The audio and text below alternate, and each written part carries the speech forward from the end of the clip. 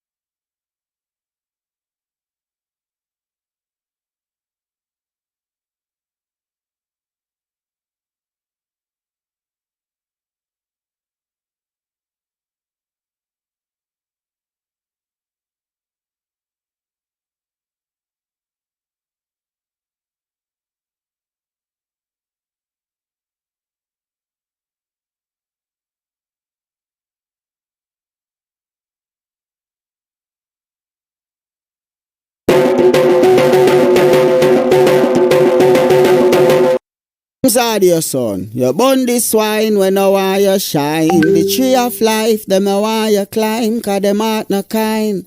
Kams, I say them heart no kind. Buxton Massive, Kidaki, Red Hat. Never joke, never joke, never joke. Oh, money never, money never, money never, money never, money never, money. I don't want you conniving, money, money never, money never, money, money never, money, money. You can keep your conniving, money. When you been a corrupt in a bill tell me money. Now because your money done, you come with conniving money. When you had your pocket full, in a bill tell me money. Now because your money done, you hustle for tell me money. Yes, money never, money never, money, money never, money, money. Now I don't want you conniving money. Neighbor joker, neighbor joker, neighbor joker. That's all the money that me walk for. A 2 pound note and a guilda piece. A 2 pound note and a guilda piece. A 2 pound note and a guilda piece. That's all the money that me walk for. I said money never, money never, money, money never, money, money. I don't want you conniving money. Oh, Joseph. Well, I invoke the WPA's position that we are engaging in civil disobedience and non-cooperation with the government, and on that grounds I refuse to participate in the interview. The question in struggle, is not personal. Whatever sacrifice as a political activist or a political leader you have to make for your people, you have to make it. Guyana and Guyanese, at home and abroad. Tune in to Guyanese Morning Time, hosted by Kadaki Amsterdam, where the sun always shines. Guyanese Morning Time, the people calling Guyanese Morning Time. Rhythm, Guyanese Morning Time. Intelligence and knowledge run the front line. We go again, Guyanese Morning Time. The people calling Guyanese Morning Time. Rhythm, Guyanese Morning Time. Intelligence and knowledge run the front line. We go again. We rise up early morning watching Kams TV, where wisdom and knowledge, yes, it is the key. Exposing corruptions over land and sea, where the wicked politician they try to trick me. Guyana is a land for everybody. With 6 races should live in harmony. Here's one set of people getting oil money. Here's one set of people doing the tea for repeat. Guyanese Morning Time, the people calling Guyanese Morning Time. Rhythm, Guyanese Morning Time. Intelligence and knowledge run the front line. We go again, Guyanese Morning Time. The people calling Guyanese Morning Time. Rhythm, Guyanese Morning Time. Intelligence and knowledge run the front line. We go again. This is a program that you all can see, sharing your views and your integrity. Like it, comment and share it all around. Pass it to your neighbor, safe and sound. A sad situation going on in this town. The voice of the people is getting trampled down.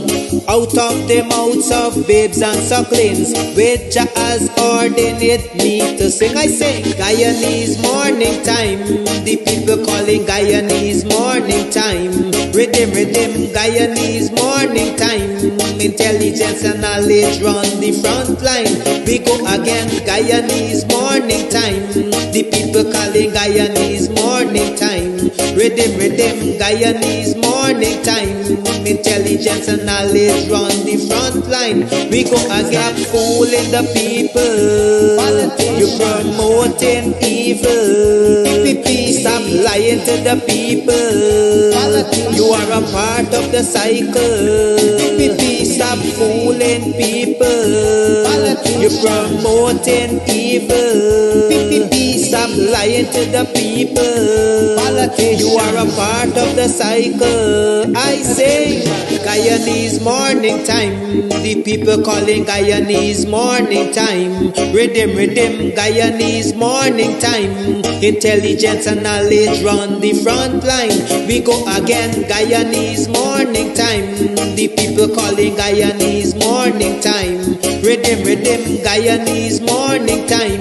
Intelligence and knowledge run the front line. We go again. They got Rickford, Burke and Mark Benchcop, David Hines and Kadaki Amsterdam, Sherrod Duncan, Nigel London, Normal Brown and Gavin Matthews. Big up Paslow, Port People Governor, Simona Brooms, Robin Simpson, Hampton Green and Winston Jordan. And yes, we can go right on and on.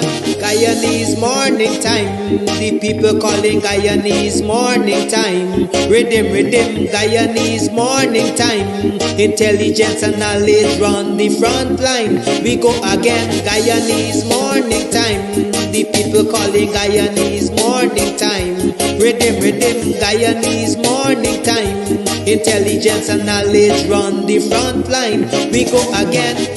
The relatives and friends of young Quinton Bacchus, they deserve justice. The family, the relatives and friends of our in Boston, they deserve justice. The family, the relatives and friends of Peter Headley, they deserve justice. And so when we say that Guyana is an apartheid state, we have the evidence to show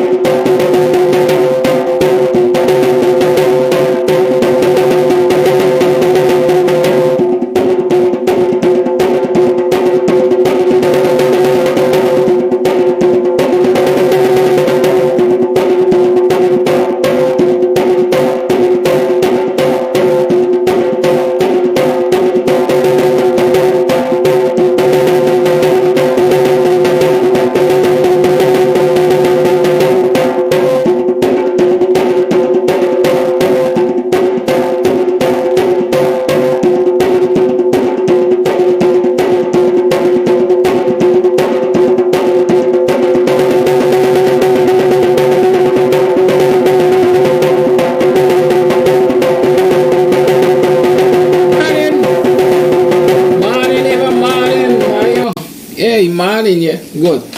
Then I want me conniving morning. It is 7 hours 32 on the 19th of May in the year 2023. Good morning. Welcome to another program of Guyanese Morning Time with the Buxtonian Kams Tv. How y'all been, man? What happened yesterday? Anything wonderful? You see the Guyana women lawyers from the vice by they come out. Of course, they follow the lead of Selvin Peters and so on. Right. I wonder where the other guardians of democracy are. But anyhow, morning, how y'all do? How was yesterday? How y'all passed yesterday? Last night was good. I hope some of you had a terrific night. Slept well, dreamt well, make some plan in your sleep that you will execute today. I hope you made some money yesterday from those plans you previously made. Right? Yes, lawlessness at its best. We're living in a lawless society. Don't worry yourself, done it. Is done it in it? Yes, done it. Don't worry yourself. We live in a lawless society. You know, one of the things I wanted to talk to you about yesterday, let us keep our children in prayers. Our children are doing sexy. Let me call it by its correct name, C-Sec. I bet I challenge the first person who tells me what is C-Sec. How about to give away a couple free tickets this morning for the dinner and dance? Yeah, we could do that, right? You know when is the dinner and dance? We're going to play a little quiz in the course of the morning.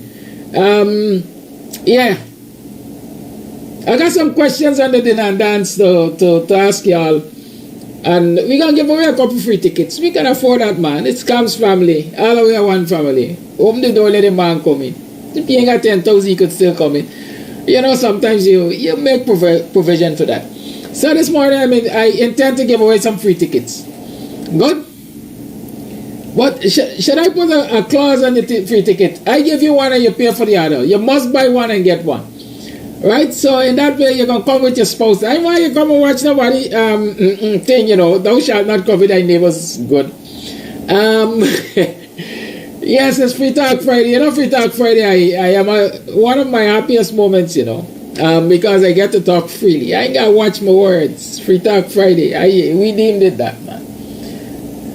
And just a pressure busting pipe, indeed, pressure busting pipe. And I'm happy to remind you. I'm very happy to remind you this, or inform you. Yesterday, the program, well, I was interrupted by a phone call, which I paused the program to take, and I reported to you later in the morning that the teachers and students at Anns Grove Secondary were pleading for help. I'm happy to report to you that their pleadings were answered, thanks to Kams TV. And that is to say to, you know them, trenches and latrine crappos and, you know, those who come to try to beat you into the ground and tell you you're wasting time, like David Amsterdam and them, all of them, yeah. The people are getting resolutions from what we do here, that's a fact. So Anns Grove Secondary School compound is now cleaned, the garbage has been disposed of. What is C-Sec, and John? C-Sec. C-Sec. Right? It's the examination which our children are writing. We usually call it loosely CXC, but the correct name is C-Sec. But we're going to talk about that just now. Yeah, so Anns Grove Secondary is now cleaned out. The garbage is disposed of and so on. And the place looks nice and tidy. I don't know if it smells fresh. But thanks to Kams TV. Right? One of my public official friends had the temerity, I dare say the temerity, to message me and tell me, well, Mr. Amsterdam, the place has been cleaned out. Will you update your post? No, I'm not updating my post.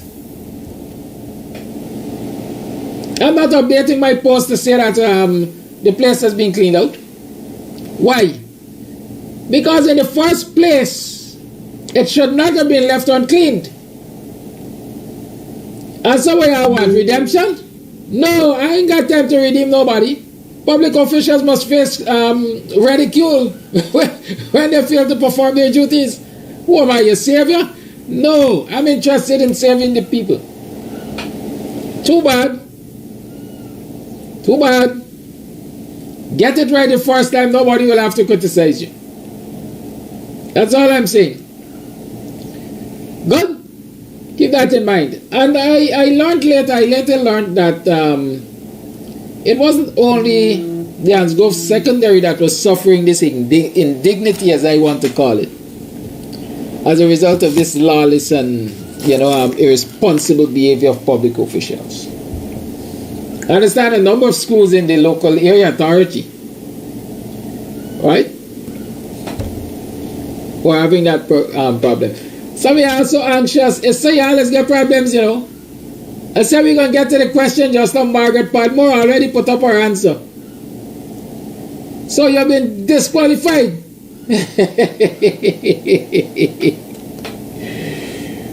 You're not following the rules, Margaret. You've been disqualified. Right?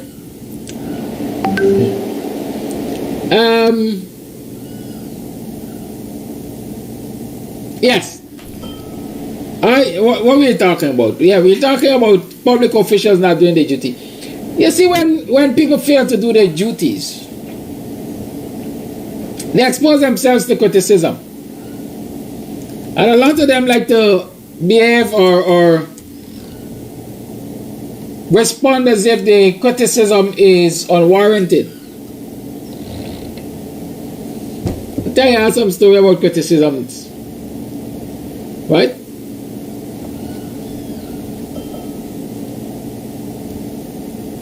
Public criticism gets things done.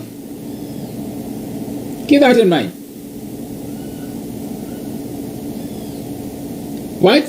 Keep that in mind. Public criticism gets things done. Because especially high officials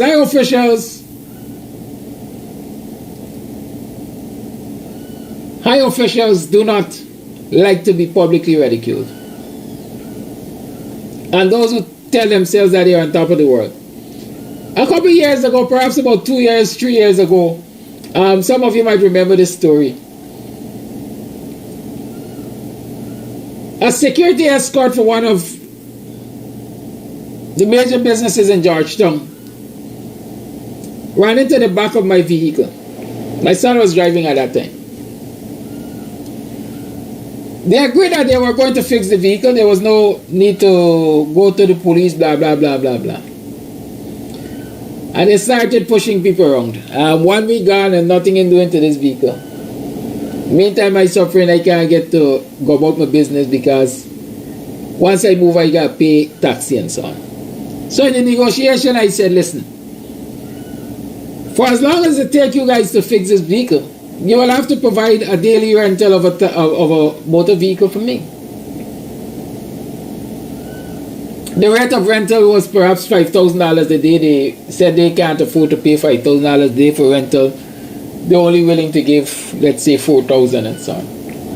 In the first place, they didn't want to give the rental.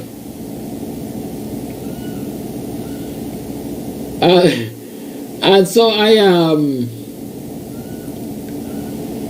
can't go in with them to get compensation for the time my vehicle's down. And then they go around and they want to pay and so on and so on and so forth. And I made one post on Facebook. One post. About this company and the fact that they mash up my vehicle and they're pushing me around. In less than half hour they called me and asked me what time I could go to their headquarters to settle that issue. Right? And I decided to make the post because in my head, and I always shared with you guys, certain fights you don't fight quietly.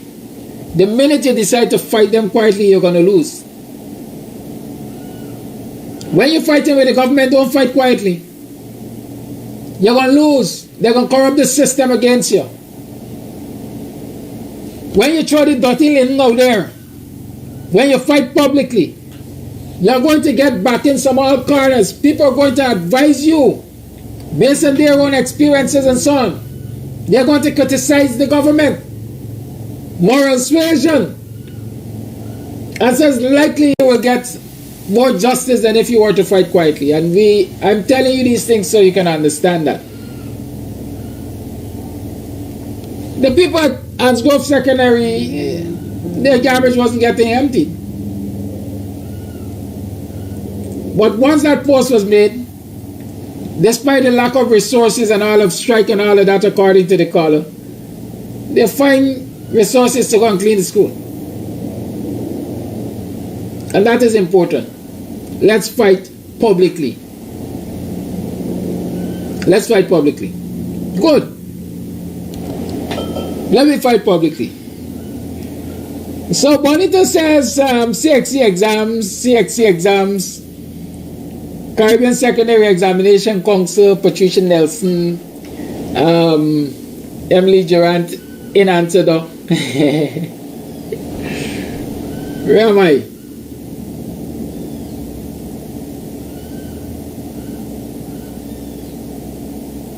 Of course I'm leaving it up, Denise.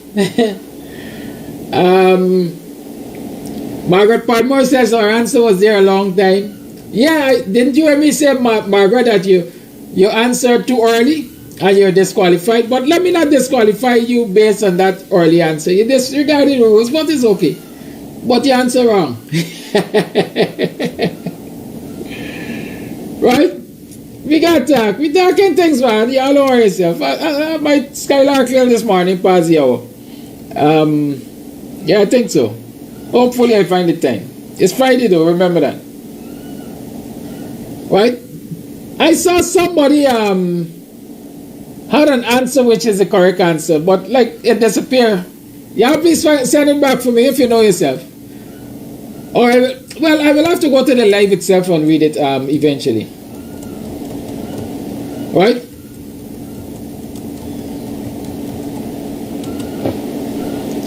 Good. So whoever has this answer, I will check the live feed after and I will confirm it for you. CSEC.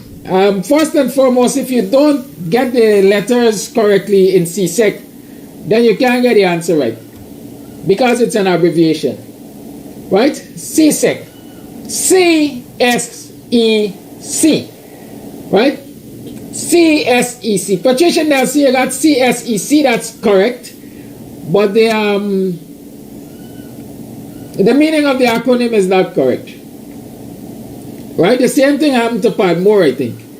Right? It is CSEC, but it is Caribbean Secondary Education Certificate. Caribbean Secondary Education Certificate. That is what the children write their exams for.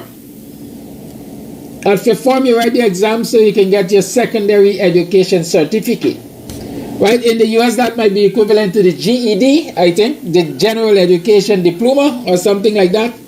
As I think that is what GED means. Right? So CSEC is the equivalent of GED. When you get your secondary education certificate, it says that, listen, you have completed secondary school, you have completed the secondary education, and you are competent. Right? You perhaps are functionally literate because you have what's the word we use there? I get them big these days. I'm forgetting a lot of terminology. Anyhow, you have the word was just there. Matriculated. Yes. Yes, you're matriculated, right? Good. So when your child does the CSEC, Caribbean Secondary Education Certificate exams, it's basically a certificate which says, well, this child is matriculated. But matriculation only comes, or you only are considered to have matriculated if you have been successful in maths, English, social studies, and science, the 4 core. Right? If you did not succeed in the 4 core, then you really and truly have not matriculated. So it's important. That is why we place so much emphasis on maths, English, social studies, and science, right? Because once you pass those, you have matriculated. So when I mean in the Caribbean we call things by false name all the time. It's a CXC exam. It is CXC exams because it is administered by CXC. And CXC, strange, right? But CXC is a Caribbean Examination Council, right? Caribbean Examination Council. So what the child is actually sitting is the Caribbean Examination Council's Caribbean Secondary Education Certificate Exam. CXC is CSEC, right? So our children have started writing those. Practicals were earlier in the year. I think home ec practical in particular was June. What am I saying? April, right? Sometime in April, and then the other examinations started, I think, in May here. Good. So let's keep that in mind and keep them in our prayers and so on, and offer whatever kind of support we can offer to them. I'm learning the GED is an alternative to high school diploma, right? So if you go to high school, if you go through the thing and you complete it, you get the high school diploma, right? But if you flunked out of high school, you can go and do the GED. Is that what I'm understanding? Perhaps. Yes, but that's it. CXC has many routes. I don't know why I'm discussing CXC to this extent, but it's a part of the teaching and learning process. CXC has many routes now to certification because it has the TVET programs, right? Technical vocation education training or something to that extent, TVET. I think that's it. But TechVoc, right? CXC has a curriculum that caters really to different entry routes, as we call it, to even university and certification. The TechVoc is an alternative route for certification because you might have completed school and you did not matriculate. Is that word coming back again? You did not matriculate. And so a lot of people who didn't matriculate will go and maybe pump gas and get a little reading work and little security work and so on. I'm really happy I'm doing this right now, you know. So y'all share the live and share the information and show you grasp the information to share. Right, so all of those people who are doing quote-unquote low-level jobs out there because they have not matriculated at CXC, there's a second chance to them because they can go and do the TVET program. Right? The TVET program has different levels where you basically enroll in a TVET accredited institution based on whatever you want to do. There are modules that you have to complete, and as far as I remember, those modules can be completed at your pace. So at whatever pace the student can work, they get to work towards the completion of those modules.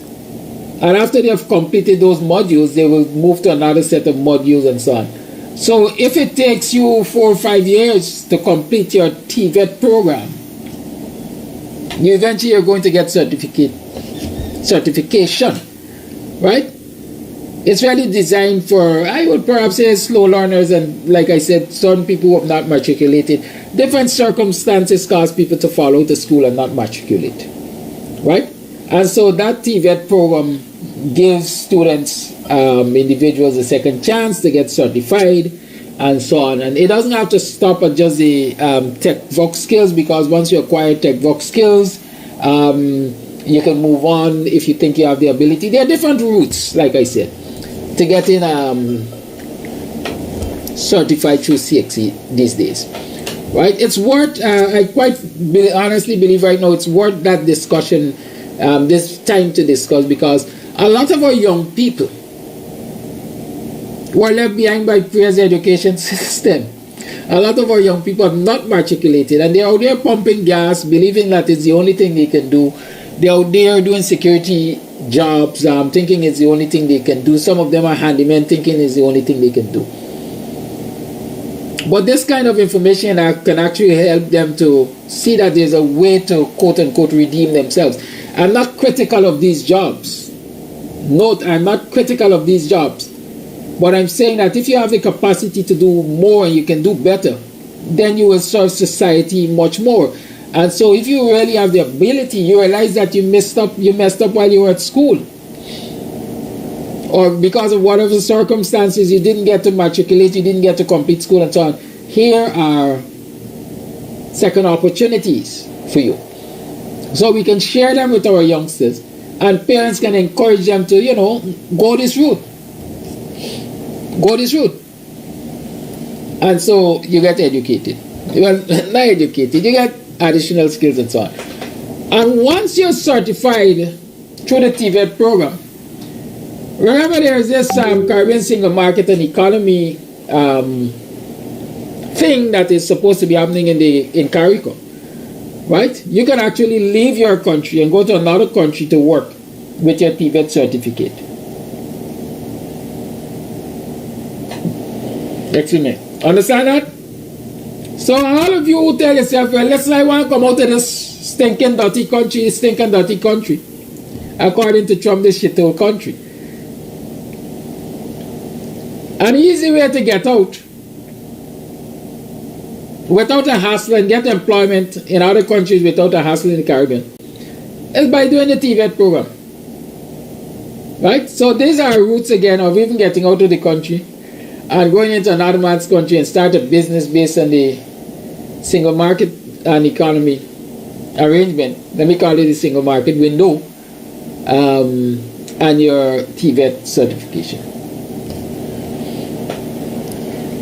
Good. But I'm talking so much about CXC. You recognize that the CXC mathematics paper 2 was leaked? Did you? Yes, it was leaked. It was leaked. There were a lot of students, I want to believe I was made to understand, who knew that the paper was leaked, and so they went into the exams maybe with an unfair advantage over their colleagues who weren't aware that the paper was leaked. But by the end of the day, after the examinations, everybody knew that the paper was leaked, and they went home to look at the videos of the workings of the paper. Some of them missed it. They didn't get it before they go into the exams. But some of them went home and they looked at the videos after and were able in my mind to say, well, oh, school, boy, I messed up, or second guess themselves basically in the exam. But what is important and interesting, perhaps disheartening, is the leakage of that paper. I'm not saying that examination leaks don't happen around the world. Right? I'm not saying leaks don't happen around the world.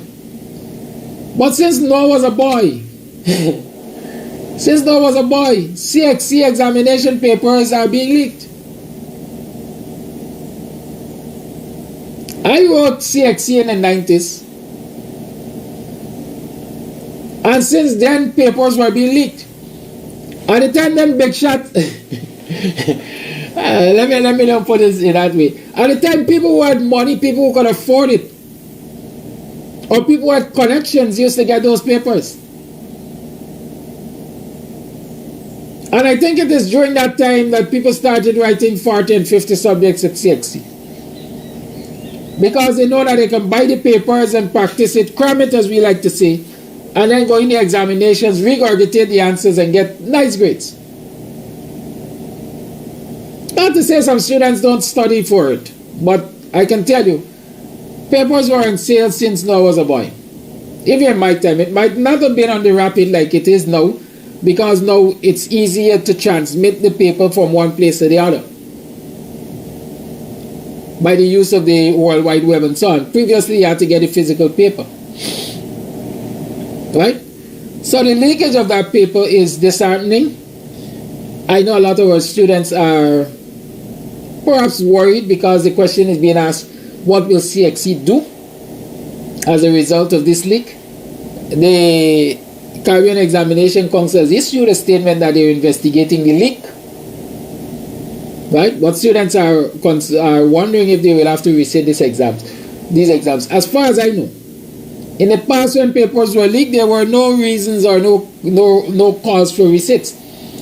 Because the fact is, if you ask people to resit the examination, it is like onto the argument Lowenfield was making for or Vincent Alexander was making for the last elections. You are in essence punishing all those people who did the right thing for the few who did the wrong thing. So in the past, I am not aware that they had to resit the examinations. I think what CXC did, because if I remember clearly, I think in terms of allocating grades, they use a bell curve. I just think the limits are going to be shifted. I dare say upward. So it might become more difficult for a child to get a grade 1 in that mathematics paper. But I don't anticipate they are likely to discard the examination and say, let's do a resit. That's 1 and 2. The other thing is, in the Caribbean region, people do a lot of things to cover their asses. CYA, cover your ass. And so you might very well find CXC coming out with a statement to say there was no breach, or the breach was not widespread enough to cause the examinations to be discarded. Because CXC has to protect its integrity at the same time. Nobody wants to give credibility to a certificate resulting from an examination or an examination body that cannot protect the integrity of the examination. Right? And so that's something that we have to look at. That's something we have to concern ourselves with. The other thing is we have to teach our children to be honest in their dealings. I mean, everybody wants a grade 1. Every parent would like to know that their child has done exceedingly well at the examinations.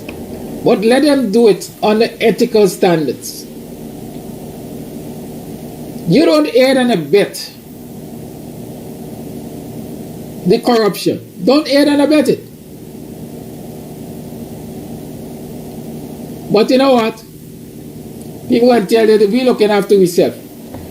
So you can't tell us don't aid and abet it. What if my child can get the best grade, whether by cheating or not, because that's how the society operates. Right?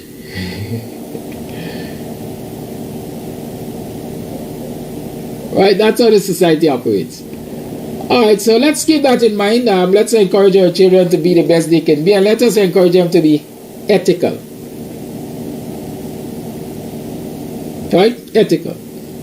Whatever the reward is, they must know within their hearts that this is what we worked for. This is a reflection of me, my true energy, my true worth. This is what I did, this is the outcome.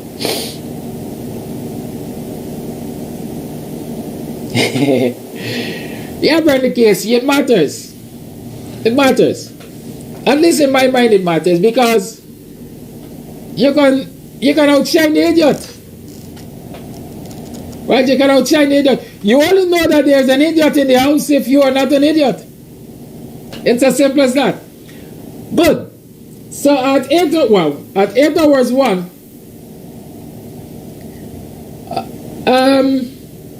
everyone says corruption is done by the upper class and not the lower class.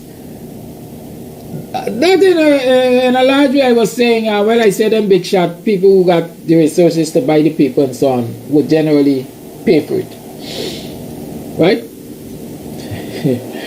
Right? They would do that. Good. That's why you got a lot of square pegs and round holes in this country, because a lot of people are certified. But they were certified under questionable circumstances. Take, for example, the person that is referred to as the idiot as president. This man has a doctorate, according to them, in urban development. And look at the nonsense that the nonsense that they're doing in this country. We're calling it development. Good. They got a whole lot of doctors in the PPP, but look at the foolishness that they're doing in the name of governance. Brenda, I will take you on this argument because, and I hope not to spend too long on it.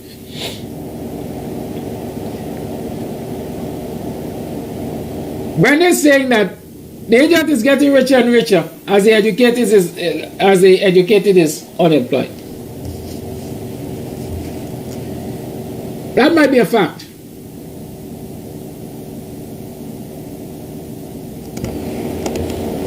But you see, when we allow others to, in my mind, I want to say, shape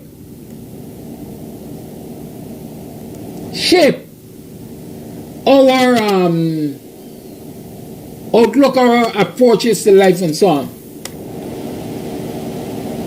To some extent, we put ourselves on dangerous grounds when we allow all the behavior of others to dictate that.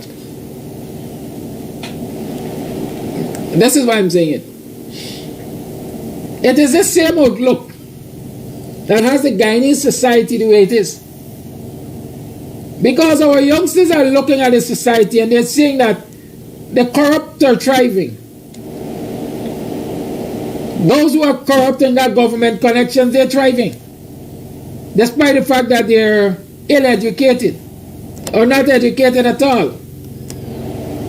They're illiterate. Right? And so the talk becomes in the society, why, I don't need an education to get rich, I just need some corrupt friends or connections. And so everybody, the youngsters have adopted this attitude now, get rich quick or die trying. And it is the get rich quick syndrome or the get rich quick attitude which over the years has been placing a lot of our youngsters and even elders in serious hot water, in trouble in the society. And that's why we are just going down a slippery slope all the time. Because even those who sit in the seat of government have this approach, this attitude that it is get rich quick time. And so they're not operating with any kind of ethics. They're not operating with any kind of nationalism. All they're focusing on is getting rich quick. The PPP government and a lot of ministers of the PPP government give good testimony to that.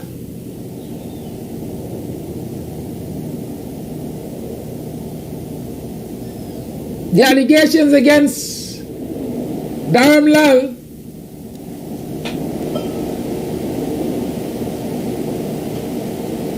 giving contracts to some child of his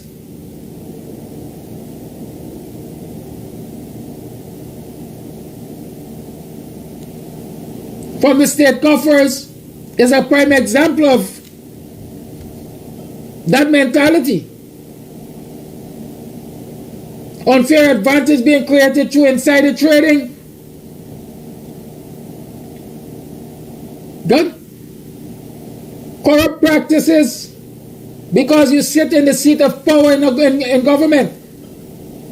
You bully people, you take away their property, you dispossess them in the name of government.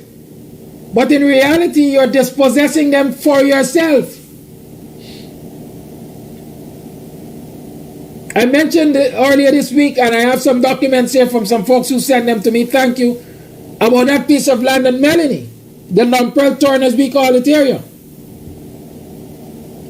which originally belonged to the Vijay's Co-op. That land is now under development. Assumably by the Ministry of Housing. But the information I'm getting is that while the Ministry of Housing has sent equipment there to do the development or clearing of the land is actually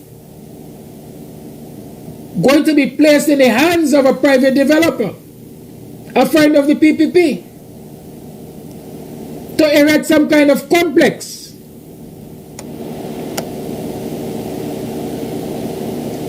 So there is no respect for law, no respect for process in how these things are done. Because we have this mentality, the rich getting, the duns them getting rich all the time, and we with our education are left behind.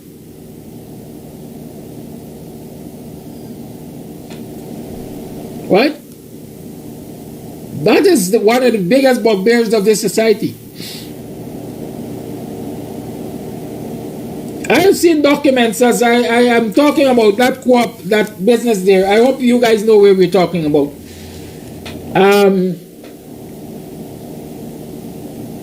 It's their first turn where we're heading east from Georgetown. You're heading east and you're going to the Barbies. It's the first turn after the gas station, Chico Rama's gas station.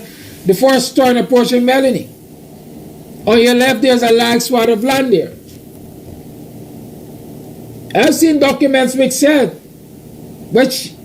indicate that the section there is a part of the land assets of the Vajastra Co-op based on the vesting order. Right? Based on the vesting order. Block 13, as they call it, was given to the Vajastra Co-op, and that piece of land there is part of the Block 13 land.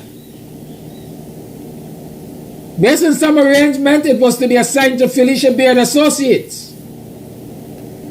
But the PPP, in their usual way, in 2010, was attempting to transport the land, all of the land, all of the Vajastra lands, by a transport that was advertised in the Gazette. Vajastra approached the courts to challenge that transfer. Among other things, the courts issued an injunctive order against the deeds registry.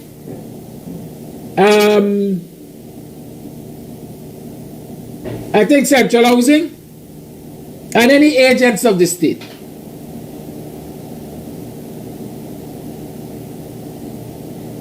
There were conditions attached. That transport for that plot of land must be issued to Felicia Beard Associates for the plot of land, not all of the lands that were being transferred.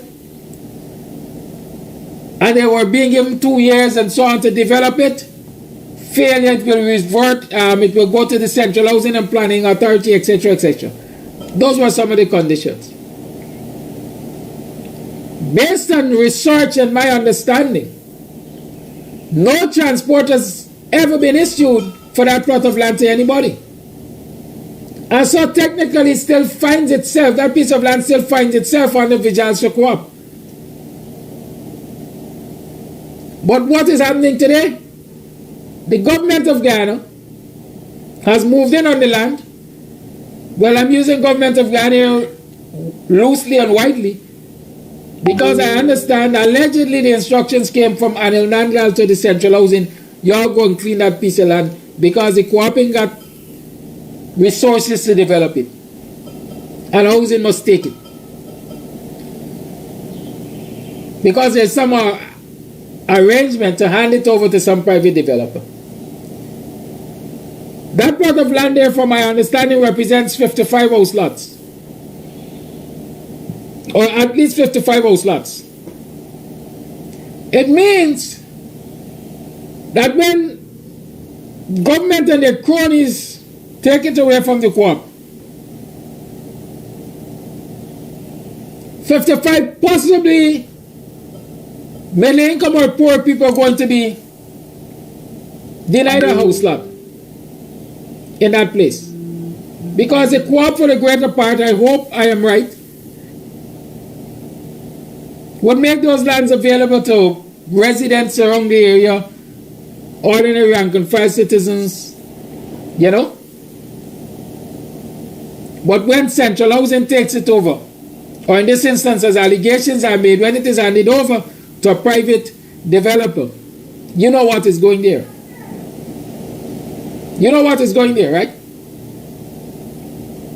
So they're dispossessing poor people because of this mentality that we must get rich and we must get richer than everybody else and we must get rich at all cost.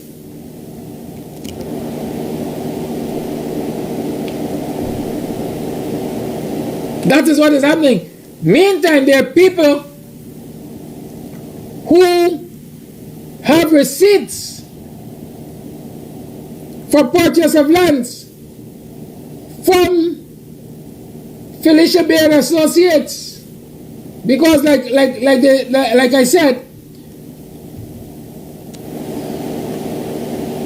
title was supposed to be passed to Felicia Beard's Associates. Well, of course, Felicia Beard is now dead, and our estate is therefore supposed to be or heirs and so on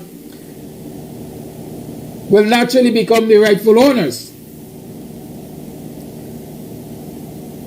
For example, in 1990, the 27th of November, somebody paid $47,000. Right? $47,000. And it is in payment of processing fee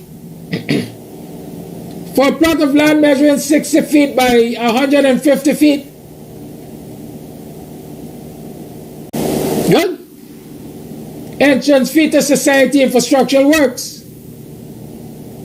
And these are payments that would have been covering a home at Green Acres. That is what the development was going to be called, Green Acres. Good? So if those people who bought those lands or who paid those monies in the 90s for a plot of land measuring 60 by 150 at Green Acres, that same plot of land there, I would argue that they have claim to that land.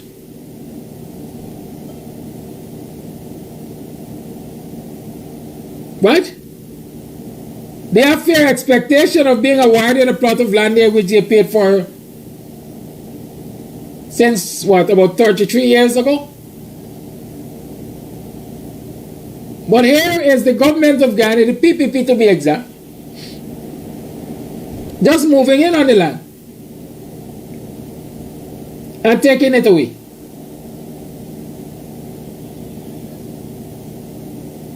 How do we resolve this kind of dispossession? Because co-op is poor people business.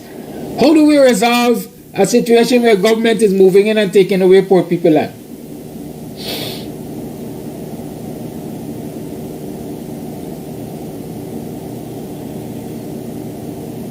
How?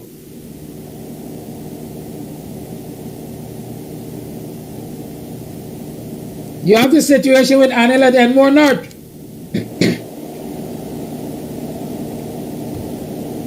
Anil at Enmore North indicated the gathering out there that the land belonged to the co-op. It was acknowledged that the land belonged to the co-op. I think that was a Friday afternoon when I went out there and I did a live. Moniz, who is the Commissioner of Lands and Surveys, Anil, who is masquerading as Attorney General, and some representative I can't remember from the Ministry of Housing, all admitted in the lens of the camera, quite frankly, that the land belonged to the co-op and the co-op had a right to develop the land. They advised the co-op that there were some steps that the co-op should have taken but missed. And so let the co-op go through the process of taking those steps, let me call it that. And in particular, the thing they had said is that the co-op should have applied for what they call change of land use. Because previously the plot of land was not used for housing. It was apparently used for farming, let's say. And so since they're converting it to housing land now, they should apply to the Ministry of Housing for change of land use. That is the advice that was given to them. We have it on tape, we saw it. An undertaking was actually given that once you all apply for the change of land use, it will be granted so that you can proceed with the development. But by Monday morning or Monday afternoon, representatives of the Ministry of Works, Ministry of Housing, Central Housing and Planning Authority turned up on that very plot of land at Enmore and put up signs like these: property of the government of the Cooperative Republic of Guyana, site reserved for future development. All trespassers incorrectly spelt shall be prosecuted. Now the information I'm getting on this, again, let me tell you, because I know more than 70, or I should say almost 100, ordinary citizens across this country, or across the region, have paid for house lots through the membership of that co-op. Almost 100 persons who are members of that co-op have been allocated plots of land in that area that is now developing, where the government of Guyana has placed these no trespassing signs. So they have this attempt to dispossess ordinary citizens of this plot of land, which more than almost 100 persons have already paid for as house lots to develop their homestead. That doesn't concern ANIL. It doesn't concern CHPA. It doesn't concern anybody in government that they're going to dispossess almost 100 persons. You know what concerns them? That their supporters are complaining about this land allocation by the co-op. Their supporters, a few Indo-Guyanese in Enmore North, are complaining to the PPP that these lands were given up by the co-op, that maybe their next generation didn't get any, because they didn't choose to become a member of the co-op and they didn't choose to apply for the lands. But as the lands have been allocated, they went to Freedom House and complained, and ANIL chose to act to satisfy them, irregardless of the law, irregardless of who owns the land. And the instruction therefore given to Central Housing allegedly by ANIL is that they should go put up these signs and stop everything happening on that land.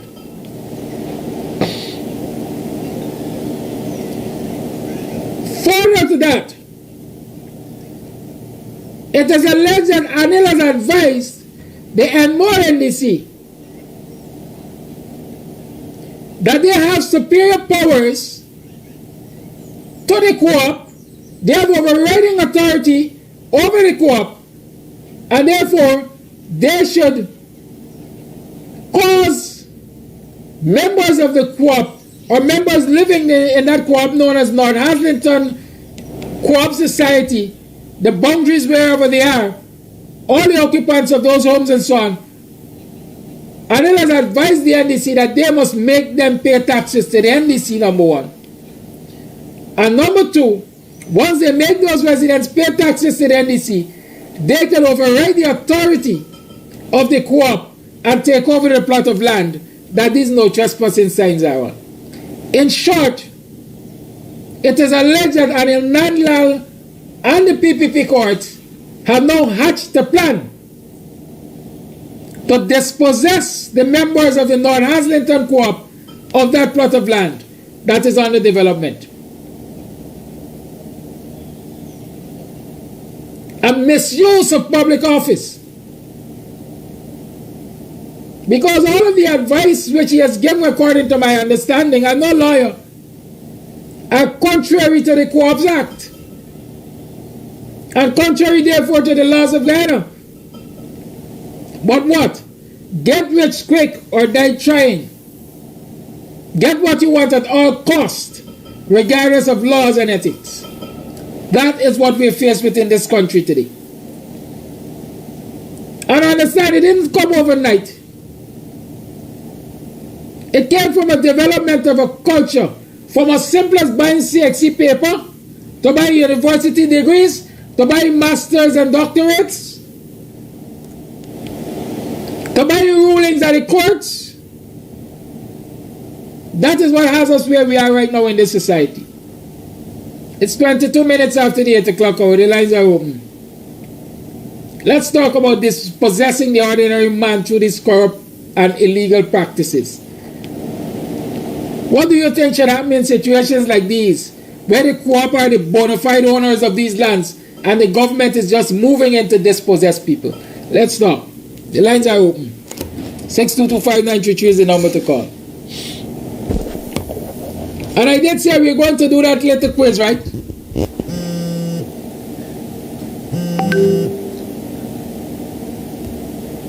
So we're going to give away about 3 tickets today. One gone to the C-Sec answer. I don't know who, somebody needs to claim that ticket. Call A Live, good morning. Yes, very good statement. Good morning, Mr. Amsterdam. Good morning, all Guyanese, and good morning, everyone in the diaspora. If you check the timeline, you may very well see that I was the first person to give you your answer on your WhatsApp. So, concerning the CSEC question. And if I do win that, I would like to donate it to the Children of Joshua House in Georgetown. Now, let's take a pen coffee. Yes, sir. All the Children of Joshua House will share this one ticket, boss. Yes. Any child who is deserving can do that, because you have a program that's for children. CXC is all about children. So it's only fitting that it goes to someone in that capacity who has a demonstrated need. Right? You know, that's how that's in the context of CXC in education and children. Okay, let's move on. Good. Now, you raised a question concerning taking back of lands. But before I get to that, I wanted to raise something about Mr. Lincoln Lewis last night on the Politics 101. Because this is a subsidiary program of Politics 101.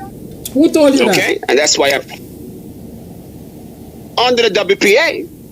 This is a BUXTONIAN morning program. This is a Guyanese morning program. This is Kams Tv program. Don't make connections where they don't exist.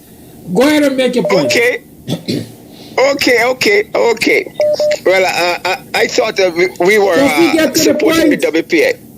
Yeah, I am getting to the point. So, the 15 points that was discussed by Dr. Hines last night, he raised the point about affirmative action. And he also raised another point about school lunches. And I think school lunches is an excellent point when we're talking about doing for the community and doing for the children and talking about CXC and education. Right? So the lunch program for children, I think that's a wonderful program, and possibly we can try to encourage persons in the diaspora, because we're always talking about the youth. Okay? The affirmative action point, I don't think the affirmative action point, well, from where I'm standing, I hope that we have given it sufficient thought. Affirmative action seems to be on our lips today, because largely probably because we're in opposition. I don't know how long affirmative action has been something that we have been pushing as a group, as a demographics in Guyana. I don't know how long, because affirmative action can open all types of doors. Just like the internet, the Cyberspace Act can open all types of doors that you really didn't want to open up in the first place. And you find you know what I'm seeing happening in the military. This East Indian guy that just got promoted the other day, he's not properly qualified. Khan. That seems to me like an affirmative action promotion. A lot of the police that have been promoted who are not qualified, square pegs and round hole, that the coalition has been lamenting about, those are affirmative action promotions. but it's unwritten affirmative action. The PPP has begun to use affirmative action, and I think the PNC is very well aware of that. But it's a, nod, nod, wink, wink, unwritten code of affirmative action. So affirmative action is already happening, and we are complaining against it. We are complaining against this affirmative action. But I keep hearing some people in the opposition who are favorable for affirmative action. So I want to say be very cautious about what we ask for concerning affirmative action. You asked the question, how do we resolve government taking away poor people's lands? Well, there are several ways in which we can do that, starting with the COI. The COI that President Granger had commissioned for ancestral lands and indigenous lands. Now, I am still waiting to see it somewhere on somebody's page, the results of that COI. Maybe I missed the show. But that COI deals with that. From reading the intent of it in Parliament when it was being proposed. A lot of ancestral lands, a lot of concerns about who owns what will be on that commission. Maybe we can ask the leadership of the party, maybe we can ask the Parliament, the clerk of the court, the clerk of Parliament, maybe he should have that. Maybe we could ask the information czar. Okay, Mr. Ramsden. So I don't know, or we could ask the court on a basic suit to present that. So just to answer your question, to start off, the best blueprint would be the commission, going all the way back to ancestral lands. And I think that's my last point. Thank you very much. On the commission, there's something that I wanted to talk about, but it's kind of slipped my head at this point. All right, it happens. It's called aging gracefully. Yes, but before I go, because have you heard anything about the commission on the indigenous and ancestral lands? Have you heard anything about that? The results of that? No, I know it was held. Okay. Former President because will have the report. Thank you. The lines are 6225933 is the number to call. Call and let's stop the thing. You tune to the Guyanese Morning Time.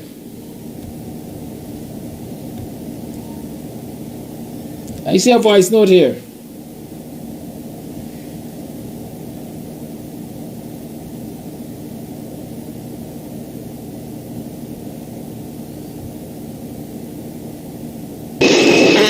You know how much of the trend cheese that they're selling peanuts and so on the corner of the road on Jamaica Avenue, and they're licking down the black people and selling little food on the side of the road and little chicken foot and plantain chips and so. Call in live, good morning. Morning Kadaki and morning Guyana. Great call from Coffee. And what I would like to raise is that with what the racist mafia installed PPP is doing, the question that I've always asked, how do we find redress when we are in a position, or when we find ourselves in position of being in the government? Do we repossess and take back what the racist PPP have done to poor people?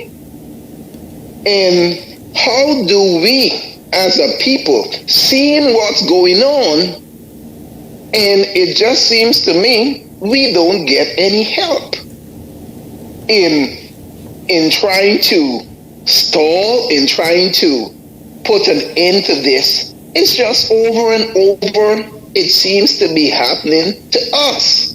And I don't think, as I said yesterday, do African Guyanese know the dire straits they're in? in Guyana. And I don't think we understand the gravity of race, of how racist this government is. And all their supporters, when we talk about this, have bringing up issues, they say nothing on this. So, which leads me to think they agree with what's going on. And something needs to be done because they are doing stuff with no type of morality, no.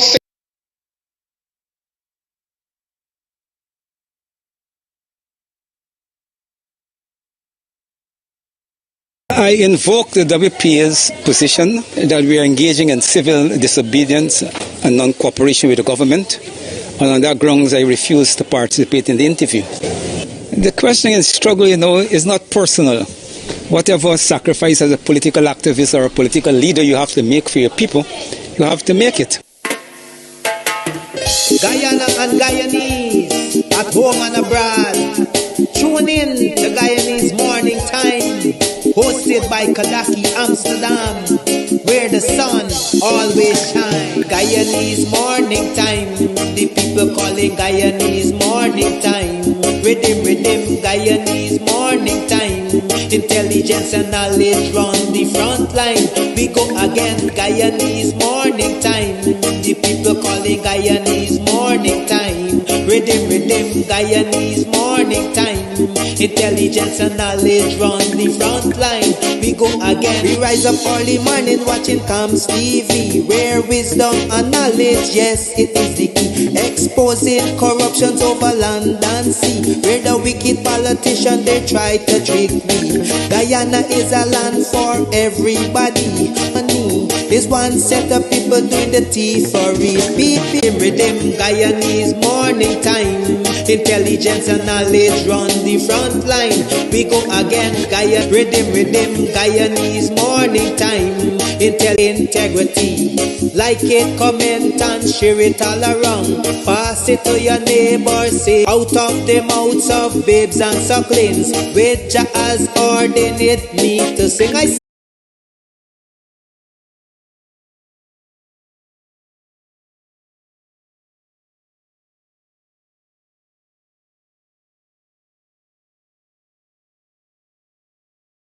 Intelligence and knowledge run the front line. We go again, Guyanese Morning Time. The people calling Guyanese Morning. Morning, neighbor. Morning, neighbor, morning. Morning, neighbor, morning. Morning, neighbor, morning. Morning, neighbor, morning. Them not like me conniving morning. Good morning. Welcome to another program of Guyanese Morning Time. I am your host, the BUXTONIAN, Kadaki Amsterdam. Welcome to the program. How y'all doing? How y'all spend y'all weekend? I rather suspect a lot of people spend their weekends anxious, overwhelmed, I don't know, worrying. I rather suspect that. But mine, nevertheless, I hope you had a good weekend. I hope you got yourself some rest. You were able to rest and recuperate. I hope you were able to make some money by selling something, the fruits of your labor. Whether it is a good or a service, I hope you were able to earn some extra income from that. I hope you were able to sit and craft a plan as to how you move forward from where you are. Whether it's a day plan, a week plan, a month plan. I sincerely hope so. I hope this morning you are re-energized, that you can go out there and you can you can put into practice that plan. And watch the fruits of your labor bring you returns. A lot of people believe that a plan has to be something exorbitant. It gotta be a big pile of paper. Or written by some professional and so on and so forth. No, sir. No, sir. A plan in my mind is simple, a simple statement of intent. Right? I want to earn $100,000 this week. By the end of this week, I want to earn $100,000. And these are the things I will need to do to get that $100,000. These are the steps I will take. Simple. A plan. A lot of people believe when they make a plan, a grand plan, a big plan, a lot of people get daunted by the look of it. For example, I want to earn $100,000 by the end of this week. If I only look at that and say, look, $100,000 in 5 days or 7 days, is where I get in $100,000 some in a week. Nobody earns $100,000 in a week in this country, at least not people like you and I, you and me, you know. So when you start thinking about that, you say, this sounds like an impossibility. No. Stick a pin, stop. What do I need to earn $100,000 to the week? If I look at it as 5 working days and I want to use those only, I have to earn $20,000 a day. Minimum $20,000 a day. How do I earn $20,000 a day? How many hours I have in the day? I want to work 8 hours to earn that $20,000. It means I have to earn what? $2,500? Yes, $2,500 an hour. What can I do to earn that kind of money? I ain't pushing drugs. I'm staying on the legal side. Keep that in mind. How can I earn $2,500?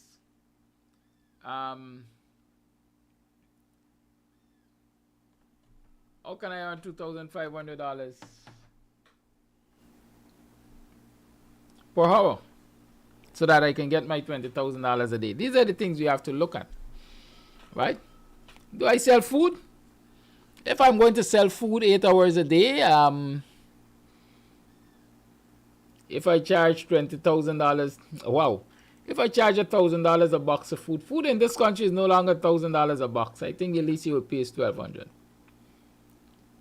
So if we're talking about $1,200 a box of food, you're looking for $20,000. The first thing you have to determine is, hey, what percentage of this $1,200 represent my profit? So let me go 50-50. 600 is investment, 600 is profit. Good? So if every box of food gives me $600, every 10 boxes will give me $6,000. 30 boxes will give me $18,000. Right? And I still need another 3 or 4 bucks. So I'm talking about, let's say conservatively, 35 boxes of food. Can I sell 35 boxes of food on a daily basis? Those are the kind of analyses you do to determine how you're going to earn the money that you want to earn when the day is finished. Right? Can I sell 35 boxes of food on a daily basis at $1,200 a box? Quite possibly. It depends on where I'm situated. What's my location? Where's my business location? Am I in a bustling area? Or am I down a lonely road named Sideline down Buxton? Right? That's looking at it from a position of food. Some people are not into the food business. They are into clothing, for example. How many dresses or how many pieces of clothes do I need to sell on a daily basis to make $20,000? And so you do that kind of analysis, and then you know that this is your target for the day. And I will say then you work your ass off to make that target. Consistency and determination will get you to your set goals. That's my encouragement to you. Whatever you are selling, even if it is your services, right? You have to determine in your mind how you're going to achieve your set goal. The folks who have a bushwhacker, a weeding machine, and they are weeding yards. That's their job. And when they determine, I've seen the guys, when they determine, for example, in boxing, Patronal, the biggest dance on the East Coast, well, it used to be, I hope it is still. In the month of August, I think around the 28th of August usually. I've seen our young men and women set their targets. I gotta get this outfit and that outfit to go to this patronal. And so from the break of July or June or May, you find that these youngsters get involved in economic activities consistently, day in, day out. They push their body, as we say, and they, at the end of the day, most of them achieve their goals. And so we have to set our eyes on a target. What is it we want to achieve? What do we need to do to achieve those things? That's my encouragement to you this morning. Right?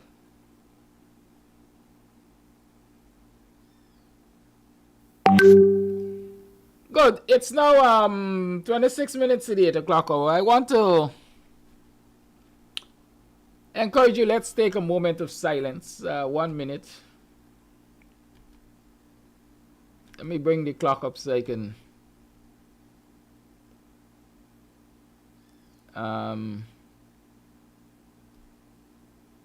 yeah. Let's take a moment to remember the lives of those children, or to remember those children whose lives were lost in that fire in the wee hours of this morning.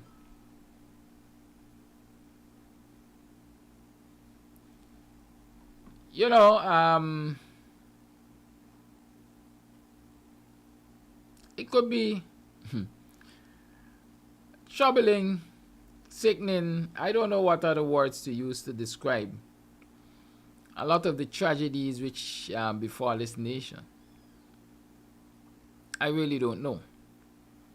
Good. But most of us have woken up this morning to hear that at least 20 children suffered, died in a fire that engulfed the Madhya Secondary School dorm. Right? And there are several others who are now injured. So let's take a moment of silence to remember them. And keep in our prayers those who have been injured and their families. Let that minute begin now.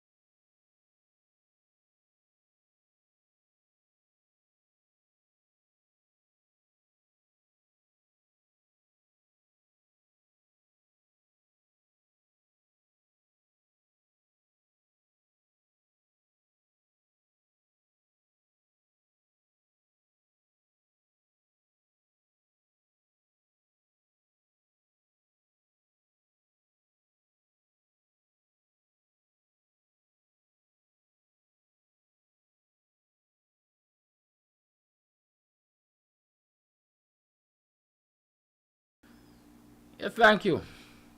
Thank you for holding your silence. You know, sometimes Some of us don't like to play by the rules, you know.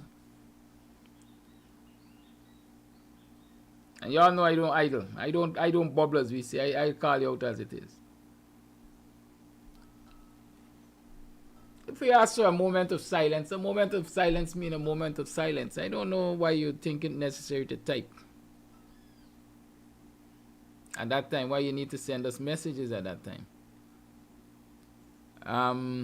And John was saying no sound when we were at a moment of silence. Maybe she had just joined the program. I can understand that. Right, but sometimes, you know, let's go with the flow.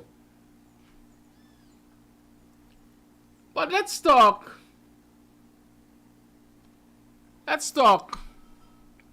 There are lots of things for us to talk, but I want to start right there with this fire. There are going to be all kinds of conspiracies. Why this fire happened and so on. David Amsterdam will rush to the defense of prayer.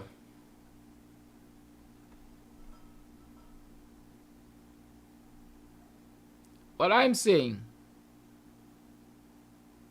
for too long, things have happened in this society and things have been happening in this society, and heads are not rolling. People are not made to pay for their foolhardiness, if I call it that. Their incompetence, their lack of care, their failure to engage in critical thinking.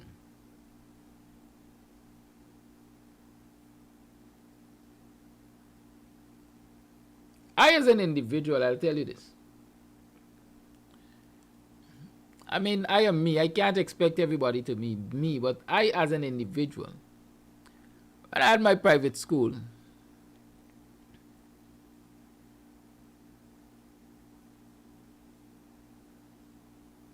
we suffered some losses. We had a couple break-ins. And one of the first things somebody suggested, or a number of persons were suggesting, is that we hire a security guard or two to protect the property. My response then, and I think my response even now, would be, what happens when the criminals come and take the life of that security guard because they believe that they really want to access what we have in the building? Can we replace that? No, we can't. And so I ain't hiring nobody's husband, wife, child, nothing to secure any place.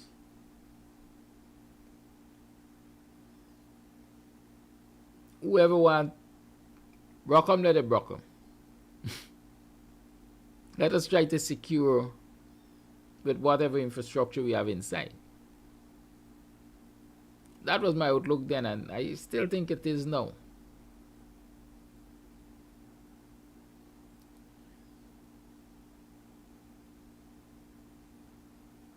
I'm saying that to say, I wasn't thinking about the moment and the loss. I was thinking ahead. Because in many instances, people lose their lives because thieves come and thieves want to steal from you. And when they get surprised by the presence of somebody, some of them are desperate enough. And some of them are afraid enough to react in a way that can result in the death of someone. Now let us transfer that kind of, in my mind, critical thinking, forward thinking, to the situation last night at the Madja school dorms.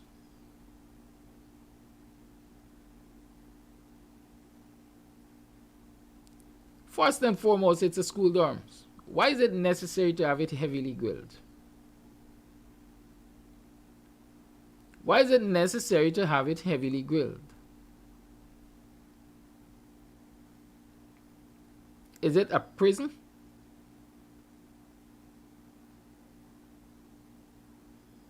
Smalley could have walked out of the Mazaruni prison, according to legend on the street, because security is lax. So why are these students at Madhya kept under such, what I want to call, insane security arrangements? Why is the dorm heavily grilled?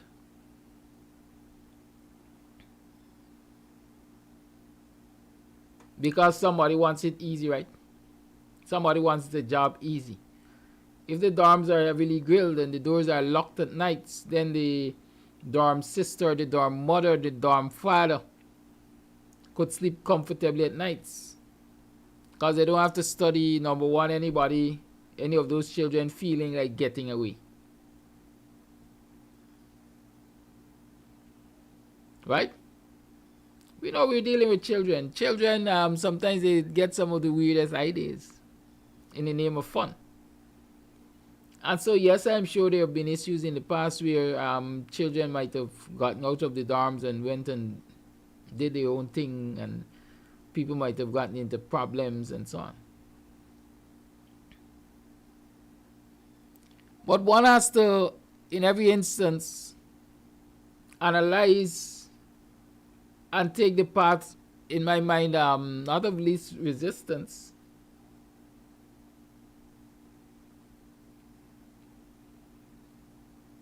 Right? But the part that is taking all things into consideration and will give you the best result, quite frankly. Did anybody ask themselves, if an emergency should take place, how will these children get out of here?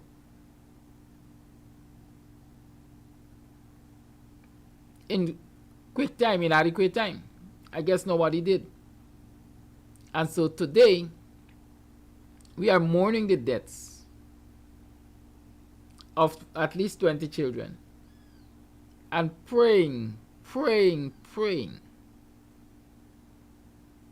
for those who have been badly injured to make full recovery, and praying for their families, the families of those who are dead and those who have been injured.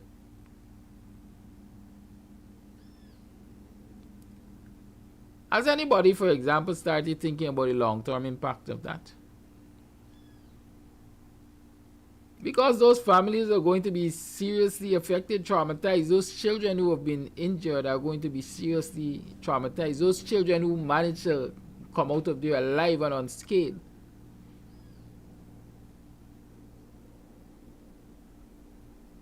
will be seriously traumatized. Guyana is not a place where we pay, or the authorities pay too much attention to mental health issues, but I am saying that matters like these will result in serious mental health issues for a large number of people.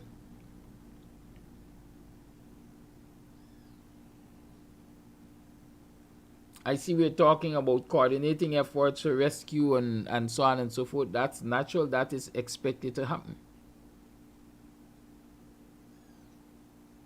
But at the end of it all, there must be an investigation, an unbiased investigation into what has led to this catastrophe. And heads must roll. Heads must roll. Quite frankly, I want the head of prayer, Sitara Gyal,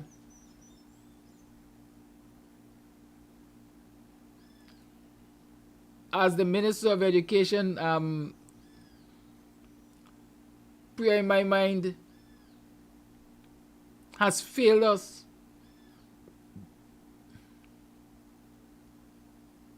At the end of the day, she is the political head.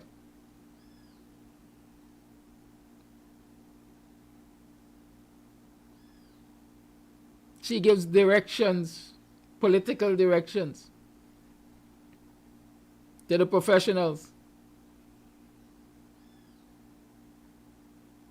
And the professionals in many instances knowing this country, instead of looking her in the face and say, well, no, this is wrong, this won't work. A lot of them are, just going with the flow because they know they are dealing with a wicked and vindictive administration. And you see, when you have such administrations, you see when the wicked govern, the people can bawl.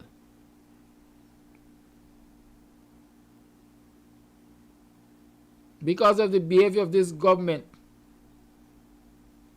a lot of things go wrong because professionals are not allowed to do their duties professionally. And so when things go away, when things fall apart, when things fall apart,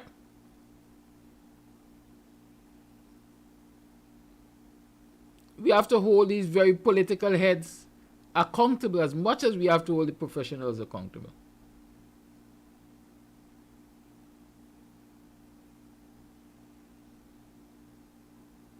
Lisa says girls are for safety. I always say girls are for imprisonment. Girls are for imprisonment.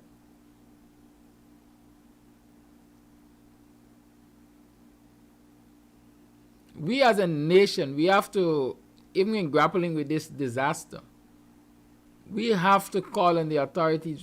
Perhaps we need an international investigation. Why was this allowed to happen? What were the procedures in place for occurrences like these? I see Andrea and others are asking pertinent questions. Was the dorm equipped with fire extinguishers? I doubt it. I will tell you, I sit here and doubt it. And I will tell you why just now.